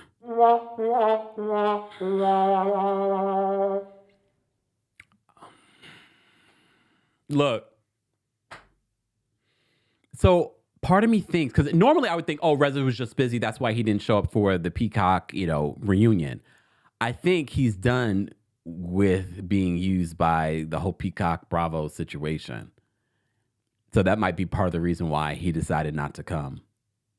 And I'm assuming, I don't know that for fact, but if I didn't hear this from sources, then I would have never had that thought. I was like, oh no, he might be done with Bravo, and this is part of the reason why he didn't come. I don't understand why they canceled Shahs, to be honest with you. Part of me thinks maybe they canceled Shahs was because they were making a lot of money, the cast, and it was expensive to film, even though the ratings were decent for Shahs.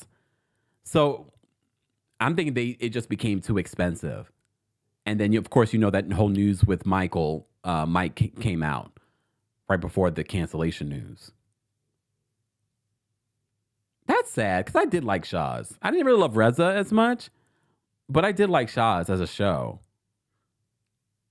So apparently our hopes of a Shahs of something or a reboot, I don't know if we're going to get that, y'all. And if Reza didn't show up for this, it's not. He might be done with Bravo and probably trying to figure out what he can do next.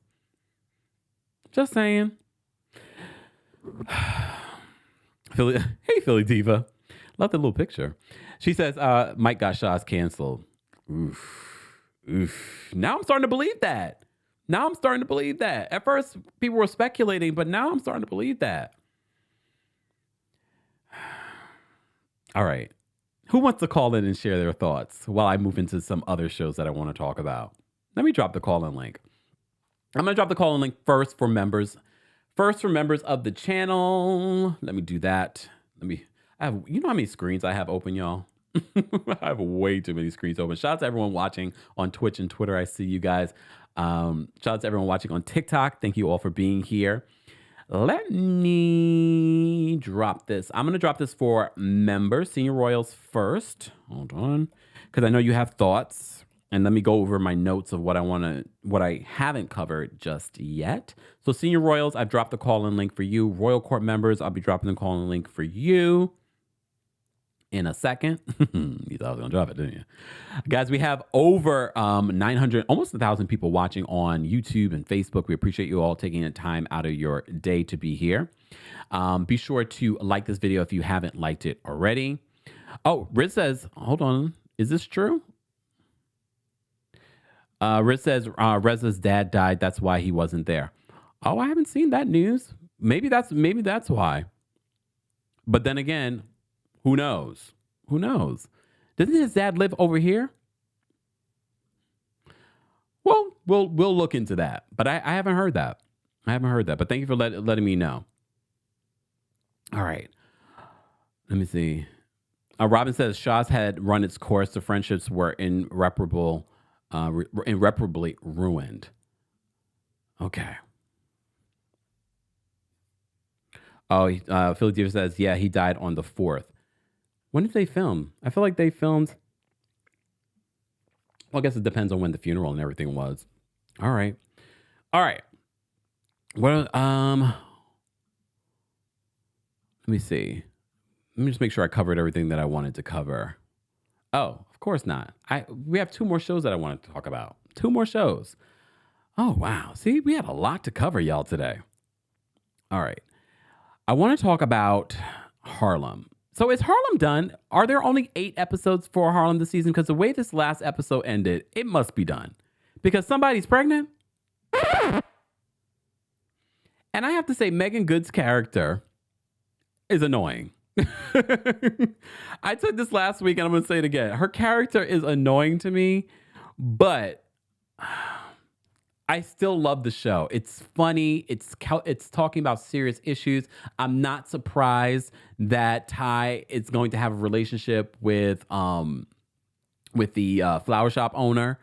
I knew that was going to happen. I didn't expect the whole daughter involvement situation. I didn't expect that. But Camille apparently doesn't want to have children, but for my boo, Ian, Tyler Lepley, he does want to have children. And that's a real issue for people. And I wish more people would talk about these things before they get married or get heavily involved in the situation. So he's like, that's a serious thing for me. Like, I want to have children. But she's like, I don't know if I want to have children. And they played with us last week because we thought maybe she slept with her ex, and she didn't. She just fell asleep. I knew she didn't sleep with that man. But the way that they were making it seem in these last couple of episodes, like, she didn't sleep with that man. And exactly, El Michelle. El Michelle, hold on. Let me get this up. El Michelle says her character is annoying. Carrie was annoying in Sex and City as well. I know, and that's what I see every time I see Camille's character. She comes across very annoying, and I know that she is playing the archetype of Carrie. All right. Angie. Oh, I love Angie. Angie is she's my favorite from this show. Where's my Angie photo? She's my favorite on this show. Angie is the comic relief. She's the funny, she had some issues with Quinn this week.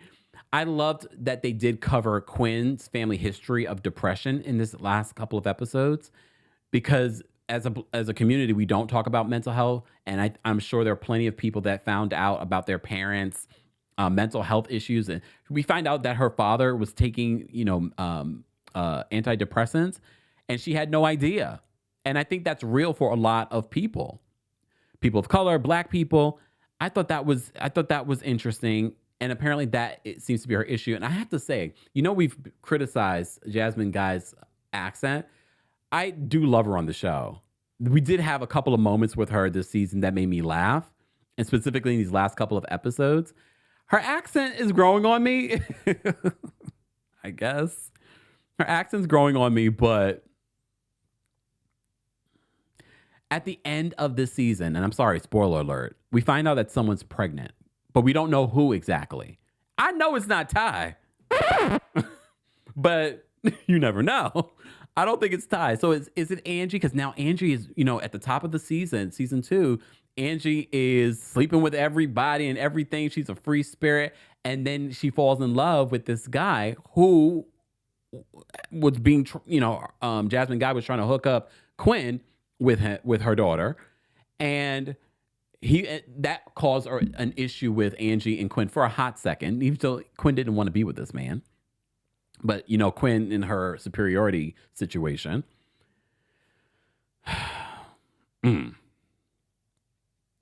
So at the end of the season, someone's pregnant. And I'm not sure if it's Angie. And I'm not sure if it could be Quinn. Because I love the fact that Quinn's real life husband, who, they met on the set of Empire. And now they have kids and all that good stuff. He played her love interest at the end of the season. So she ends up falling in love with this man that's really her husband in real life. They're such a cute couple. But someone's pregnant. Could it be Camille? Could it be Angie? Could it be Quinn? And if it's Ty, I don't know how that happened. Look, I don't know how that happened. Did something happen in Puerto Rico that I missed with Quinn? Did she try to relive her straight days? Tony says, I think it's Ty. How did that happen? I mean, anything's possible. But how did that happen? Who do you want it to be, though? We can speculate on what direction they're going to take for season 3 of Harlem. First of all, we need a season 3, Amazon Prime. It was a good season. It was funny. It was emotional. It touched on so many topics, real life topics for Black women. So I love that. Ramsey says it's Camille or Angie. We don't know. We won't know until season 3. Someone says, I hope it's Quinn. I mean, it would have been perfect if it was Quinn, because remember, Quinn is pregnant now. Well, Grace Byers is pregnant now, but they're not filming right now, so that doesn't matter. Interesting. All right. If you're a Royal Court member, I've dropped the call-in link for you as well. If you are a Team Kempire member, I'll be dropping the call-in link for you. And guys, I'm going to be taking quick callers today because I also have to go. The other show that I wanted to talk about, so the show that we just covered was Harlem on Prime. For those that I know you're always wondering, like, what show? Where is this located? It's on Prime. If you have Prime already, then you have access to Prime Video. All right. The other show that I wanted to mention, of course, that we talk about every single week is Below Deck. So Below Deck. Below Deck is about to round out this season. Look, I know a lot of people are hating on Captain Sandy. I don't believe because they got rid of Alyssa that the ship has changed. I still see Frasier running around this ship with like with a chicken with his head cut off. He's still working hard. I felt like he was working this hard before. I don't believe it was all because, we got rid of Alyssa. I think because Captain Sandy stopped dogging him out. These guests, though, too, they were a mess. And not them leaving like the worst tip of the season. And they were the most, what's the word? Challenging. But Captain Sandy gets a call from Captain Lee. Captain Lee's coming back to his ship. He's coming back to his ship. And I'm happy. I'm glad we can end the season with Captain Lee. But Captain Lee, according to reports, will not be returning next season. According to the reports, it will be Captain Carey from Below Deck Adventure. But Frasier will be coming back next season. This week we also got a new Stu who was once a Chief Stu and apparently used to sext with Ben. But Ben was just texting with Camille. He's like, Camille who at this point? I just hope that this new Stu that comes on is unproblematic and it's more about her relationship with Ben. I do believe that they will hook up. Why not? He's not in a relationship with Camille. Is he? I don't know. Just asking. Ms. Brooklyn says, I think Frasier needs another season. It takes time to learn a new position. And I don't even think he did that bad. And Ms. Brooklyn is backstage. I'm going to bring her up in a second. I don't even think he did that bad. I thought he had a solid season. And I don't think that Captain Sandy was that bad either. I do feel like she was really hard on Frasier, and not in a good way, not in a way that's really trying to challenge Frasier to be a better leader. Because you got rid of Alyssa, so that didn't make him a better leader. What did that do? I don't feel like Alyssa was that bad of a stew that she created drama on the ship like that. Look, Keisha, thank you so much for the super chat. Keisha says, peaks in during work. Ooh, I love Traitors. I'm gonna whisper. I love Traitors. Bye, Kempire. Love your recaps. Keisha, that's how I'm picturing that you sent this super chat. Thank you so much for the super chat, Keisha. We appreciate you. And I want to know your thoughts. I know you're part of the replay crew. Let me know your thoughts on the Traitors and replay crew. I want to know your thoughts on any of what we've covered during our Tuesday takeover. So thank you for the super chat. D Rich, thank you so much for the super chat. D Rich says, you got to watch Australia. It was very good. I'm in the middle of Australia. So far, I am liking it. And it is very different than the US version and the UK version, which is part of what I like. Oh, poor Angus. Woo, woo, woo. Poor Angus. The way that they're coming for Angus. Peeps in. Spell check. Thank you, Keisha. Tony, thank you so much for the super chat. Tony says, yes, the mother-daughter scenario threw me. Look, I don't know, Ty. But I'm looking forward to the new season of Harlem. But back to Below Deck. So Captain Lee does come back. He does come back. You know what, Tyler? You know the new Dex do? He's unproblematic. He just sort of there to do his job. He has his own little bit of a story. And I'm like, okay, I like him. I don't need everyone to have a problem. You know who has a problem this week, though? Katie. Katie does not like how Tony works. Katie, mind your business. You busy philandering around. Focus on your relationship with a man that lives on the other side of the world and you live on the other side. And that's your focus. Now you're focusing on leave Tony alone. He's an island boy. He's like happy-go-lucky. Mind your business. Look, no one even likes you. No one even likes you. Including Ross. I think we will barely even remember Katie. Just saying. Happy belated birthday, Haley. Haley, for me, she's been comic relief. She's been unproblematic. She's been fun. She's been a great part of this. This was a good cast. I mean, Katie, she doesn't come back. Tony, don't have to come back. Ben, maybe. Ben, I could see getting into issues later on. Ross, entertaining. Alyssa, entertaining. I'd like to see Alyssa come back. You think they'll bring Alyssa come back? Do they bring anyone back that's been fired? Don't bring Camille back. Do not bring Camille back. Yo Child says, Katie who? Exactly. All right. All right, guys. We have over 900 and something people watching. We've reached over 500 likes. So I'm going to drop the call-in link for the general audience in the live chat. If you want to call in and share your thoughts, quick thoughts on the season. So the seasons of 90 Day Fiancé, The Traitors, Love and Marriage DC, Harlem, Below Deck, Real Friends of WeHo, Family Karma. We covered a lot for our Tuesday takeover. And then don't forget tomorrow at 12:30, no, and not 12:30, at 1 p.m. Eastern, we will be live for our Real Housewives of New Jersey recap. So stay tuned for that. All right, we're going to bring up Miss Brooklyn Diamond first. Hold on, let me just switch.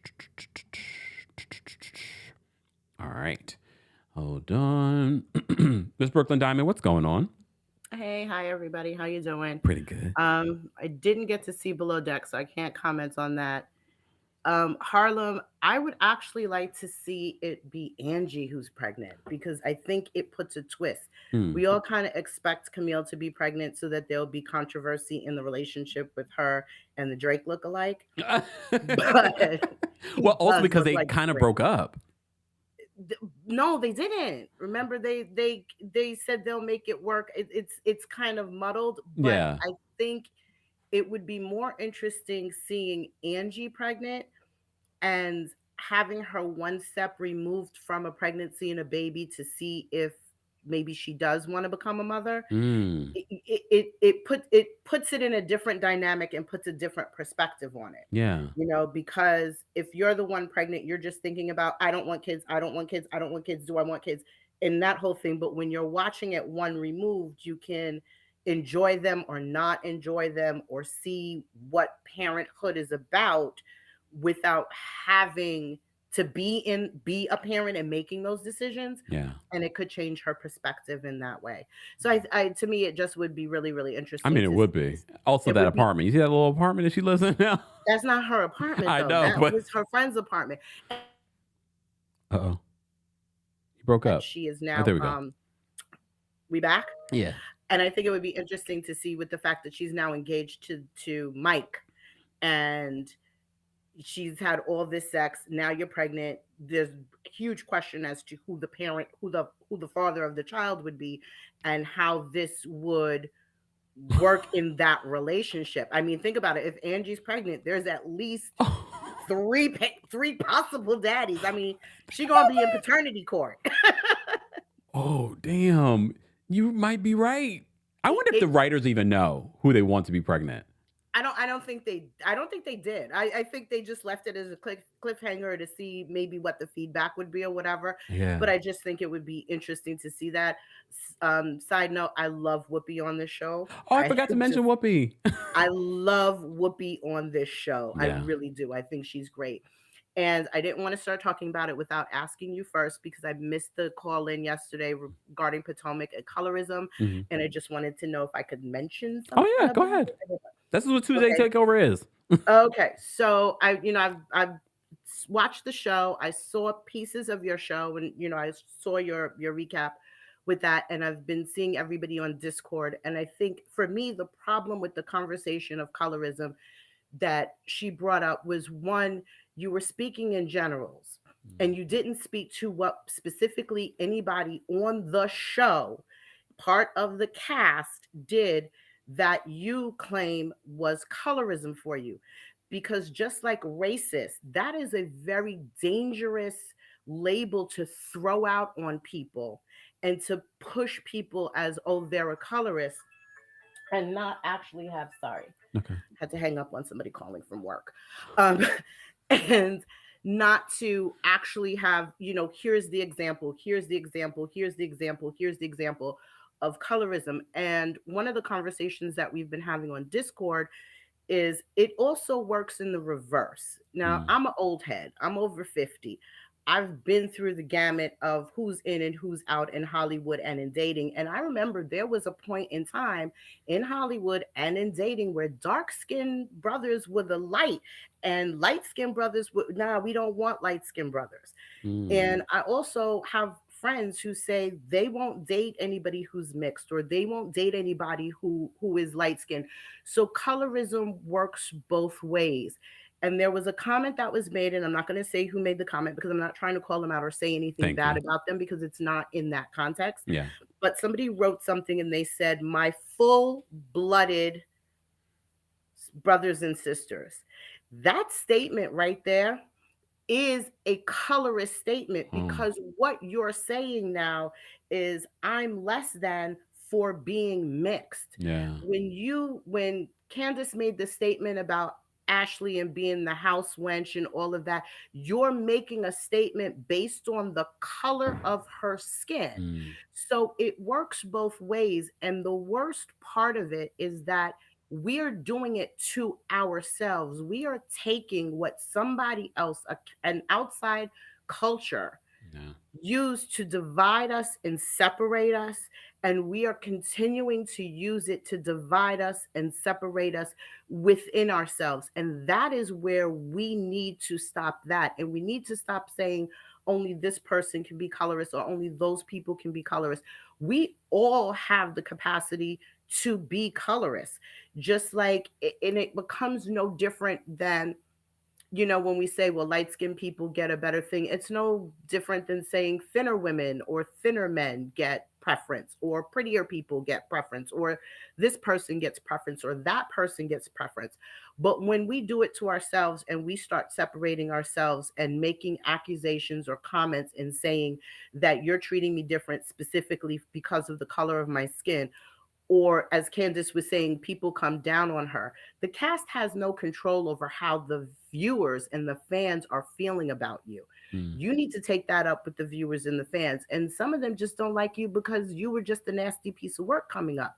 A lot of people also don't like Giselle. Is it colorist to not like her? No, Giselle can be a horrible person.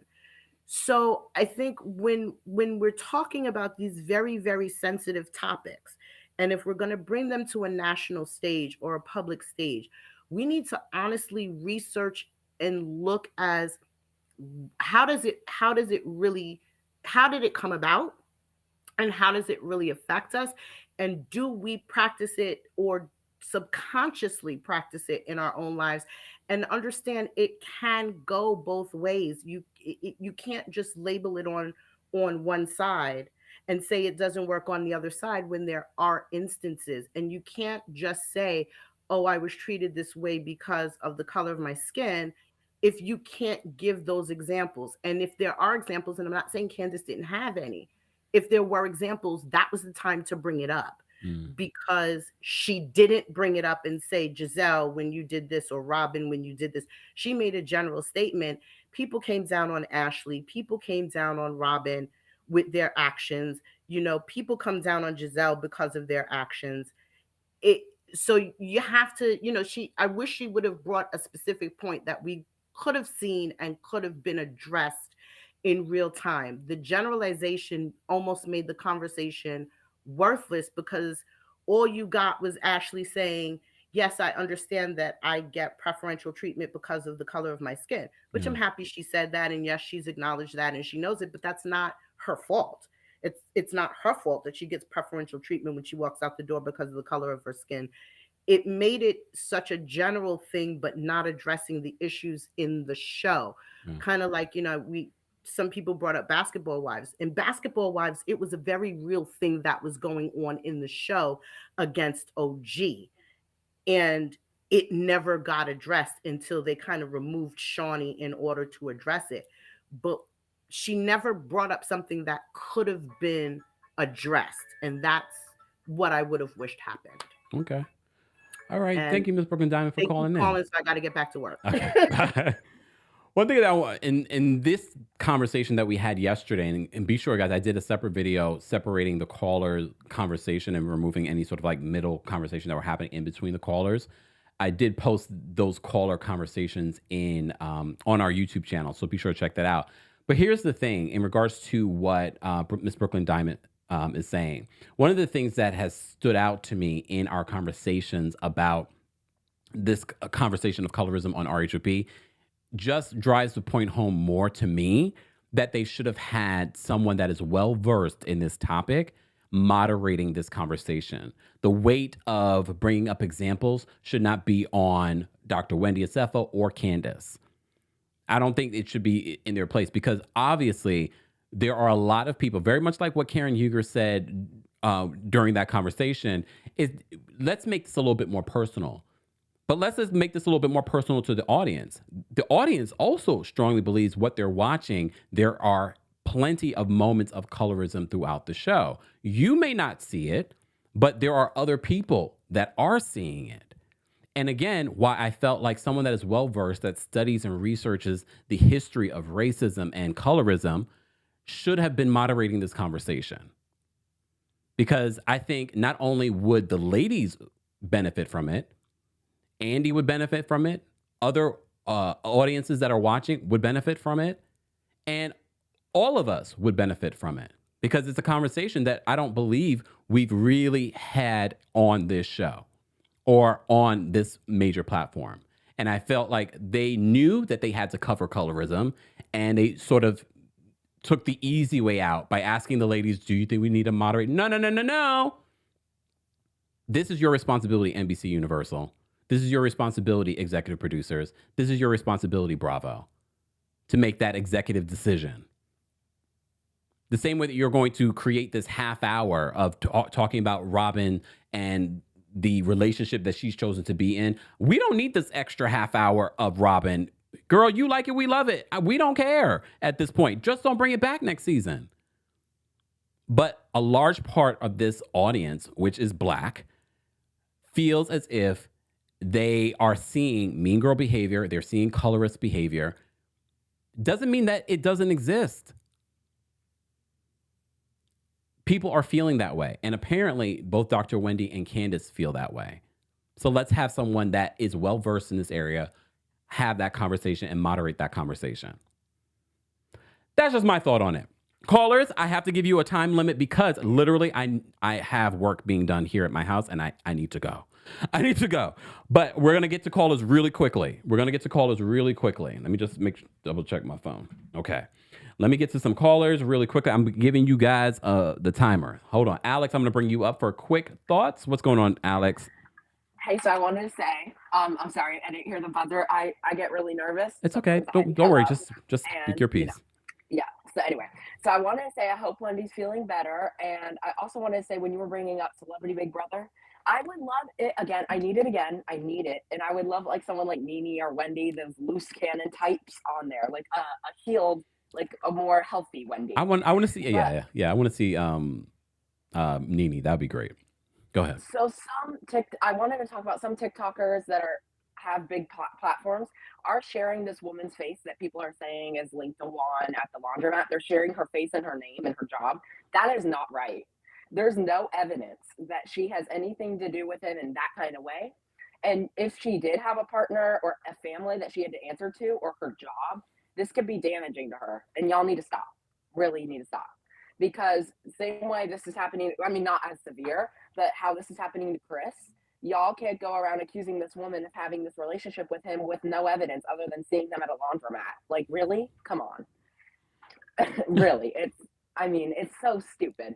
And then also with Megan, she doesn't deserve any of this. And this guy, his excuse being that he's new to the business, you understood it more than he did, that he didn't need to be doing this all over social media. And you're not even in the music business. Well, I was. Now, I want to. But I was.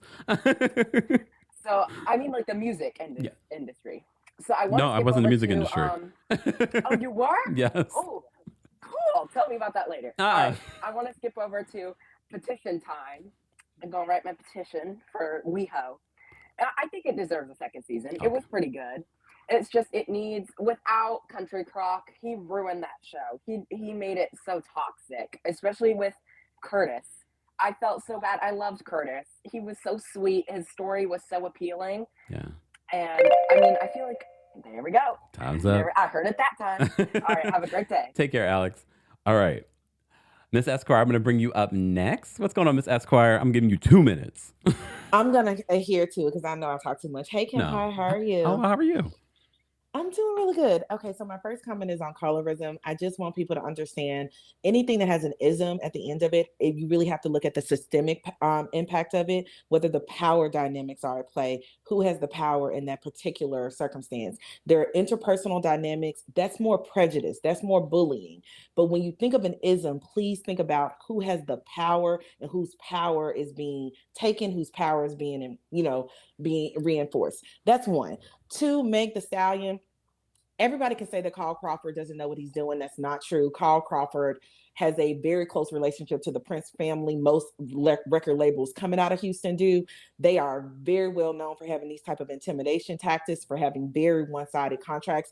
Megan did so good by going to Roc Nation because that's really the only management company that probably could stand toe-to-toe with Carl Crawford, 5101, and would Rap a Lot. Because if you don't know the Prince tie into this, you kind of got to do some background. But she made some specific allegations in that lawsuit about the intimidation tactics that came from Rap a Lot in the Prince family. And she also made some very specific allegations about 5101 making her use certain producers that were tied to Rap a Lot. So I don't believe Carl Crawford when he says he doesn't understand what he was doing. But I do think that he's trying to save face, not only for the settlement so that there's not a punitive measure to it, but also that he can recruit more female artists in the future because he's really messed himself up. Last, Family Karma, that wedding. like restored my belief in love to a certain extent. Honestly, as a bisexual woman, like I just I really just was like, you know what? It may take a long time. It took them 10 years, but God, wasn't it worth it? They looked so beautiful, both in their traditional garbs and those black and gold tuxedos were amazing. So thank you so much for sharing on Family Karma, because that just restored my hope and love. Talk to you soon. Thanks, Miss Esquire. Bye. Bye. See, I love when Miss Esquire calls in because, Esquire, in the legal part of it, because I haven't really delved too deep into the whole legal battle between Megan Thee Stallion and her soon-to-be former record label. But that's deep. All right, let me get to some more callers, guys. All right, Jada, I'm going to bring you up for a quick comment. What's going on, Jada? Hi, Camp. How are you? I'm well. How are you? I'm good. Okay. What Miss Esquire just said was basically what I wanted to say about the whole colorism thing. Okay. We have to understand that it's a system that's working. So when we're calling out colorism, it's not necessarily a critique on the individual person, but more so the institution and the structure that they're playing into. Like, we live in a white supremacist society, right? So anything that is closer proximity to whiteness is going to be upheld and praised. And that's what I think the nuance was missing from the conversation. I also do feel like Candace was put on the spot. So it's hard to have those references or those things that happen to you when you're not expecting to have to lead the conversation that mostly affected you throughout the seasons. I feel like that was really unfair. And that in and of itself was an example of colorism at play, expecting the darker skinned women to bear the brunt of that education and letting the lighter skinned women get off with just dismissing it. Family Karma, loved it. Watched on TikTok live with y'all as per usual, was crying, woke up the next morning, was like, why does my face hurt? Why does my head hurt? I was bawling, and I'm pansexual. So I feel like that was really to see all of the family supporting, and nobody was judgmental or homophobic about it. They were like, we're just going to rock with it. We love you. We love your love. And when little Theo was walking with them around the table, doing their little vows, oh my gosh, I was sobbing because my dog, he's 2, and I was like, oh, he better live to do this type of stuff. I love that you call him Little Theo, and he's you better big be there. dog. Yeah, he's big, but in my mind, he's little because he's like their baby. Yeah. And then last thing, 90 Day Fiance, a hot mess, love it. Nicole just needs to go back. His family was so sweet to her, so welcoming. She's like, I don't like fried foods. Ma'am, you live in America, the capital of fried foods. I'm judging you right now. I am so judging you. And Osama, and I don't remember the old lady's name. She's like, it's like a 40-year difference. He's in Morocco.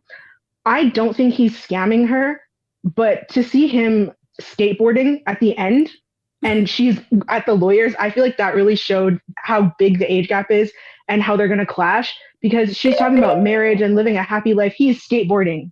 He is not worried about that. She needs someone that's going to make her feel young. Okay. All right. Jada, thank you so much for calling. I wish her the best, but we'll see. Bye, Kim. Take care. All right. And last but not least, guys, if you're just joining us, it's our Tuesday takeover. Don't forget to like the video. It's an easy and free way of supporting not just me, but other channels as well. Let me say thank you. We had a couple of super chats as well. Pangalanko, I apologize if I mispronounce. Thank you so much for the super sticker. We appreciate you supporting the channel. Bunny, thank you so much for the super chat. Bunny says, I just paused my run to type this. Harlem, it was wonderful how they addressed depression. Yes, that stood out to me. We need another season. P.S. I bet Ty is pregnant. I mean, they could go any way with this. I don't know if the creators have anything in mind in regards to that, but I mean, Ms. Brooklyn Dime brought a good point. I'm like, that would be interesting if it was Angie. We shall see. Replay crew. Who do you think is actually pregnant at the on the cast of Harlem for season 3? And I do think that they will get a season 3. All right. Last but not least, we're going to bring up Robyn next. Hold on. Hey, Robyn. Hey, Kempire. How are you? I'm going to weigh in and say I'm good. I want it to be Angie, but I think it's Ty who's pregnant. Okay. Remember the intimacy with her ex-husband giving her the shots?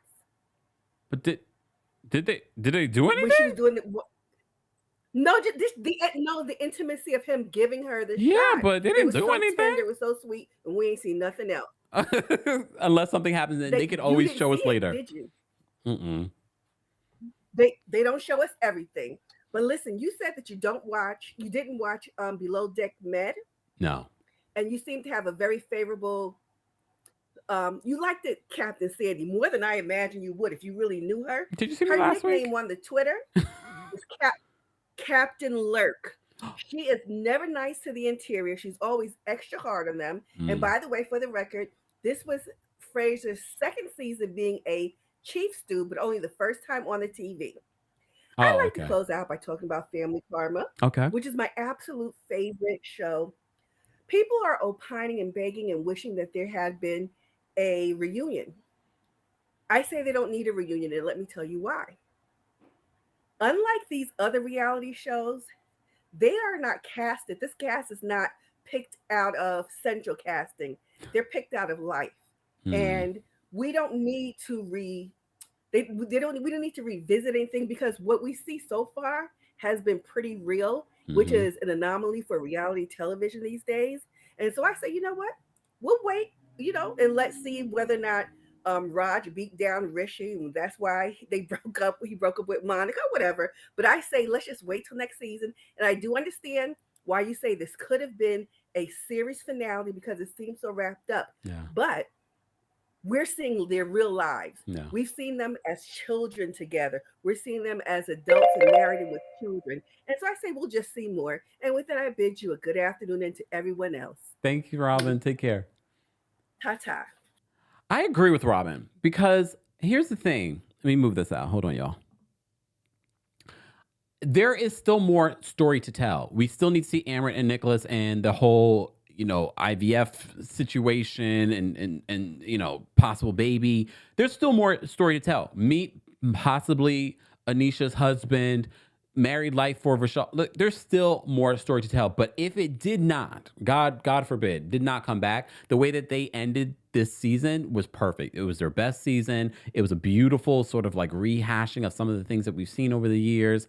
But I don't want to see Family Karma come to an end.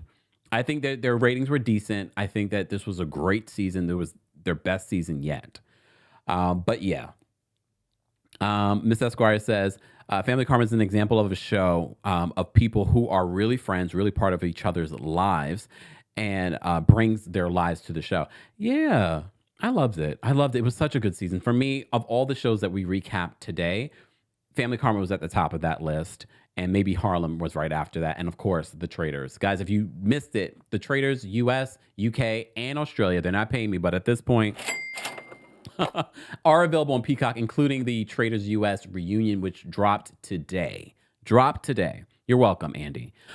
Even though you have no stake in this fight. You're not even a producer. You just hosted this show. I want to see Alan Cummings host the reunion next season. I would love to see a UK reunion.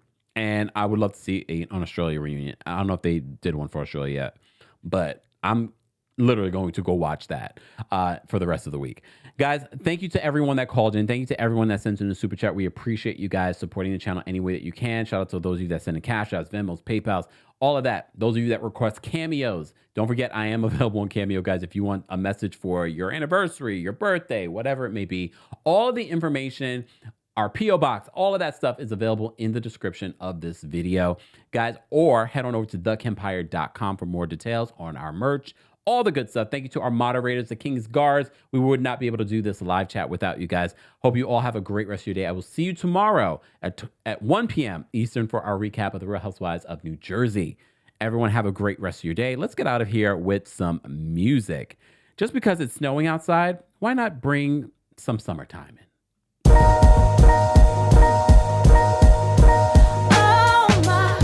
You got that hotter than a summertime in July. Time magic, and I got to have it. I got to say it again. Oh my, you got that hotter than a summertime in July. Time magic, and I got to have it. Ooh, baby. You're my sugar dripping, chocolate covered waffle cone. No, I can't leave that boy alone. Need a taste up in the morning. You got a girl just jonesing. Need a fix from my favorite type of candy store. Got me shaking, going out of control. Let me have a little something.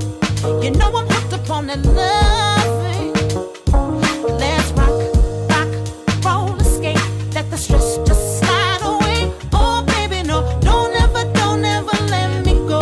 No, don't ever let me go. Champagne, let's celebrate. Let that old school record play. Oh baby, no, don't ever let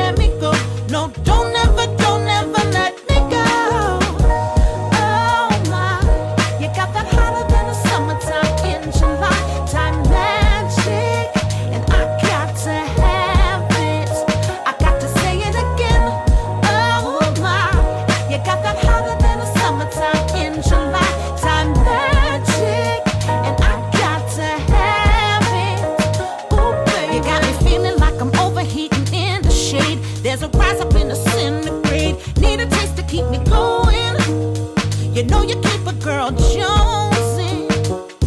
I need a hit, keep it coming, ain't no antidote. One kiss, that's all she wrote. I'm an addict, I confess it. Woo, this love is a blessing. So let's rock, roller skate. Let the stress just slide away. Oh baby, no, don't ever let me go. No, don't ever let me go. Champagne, let's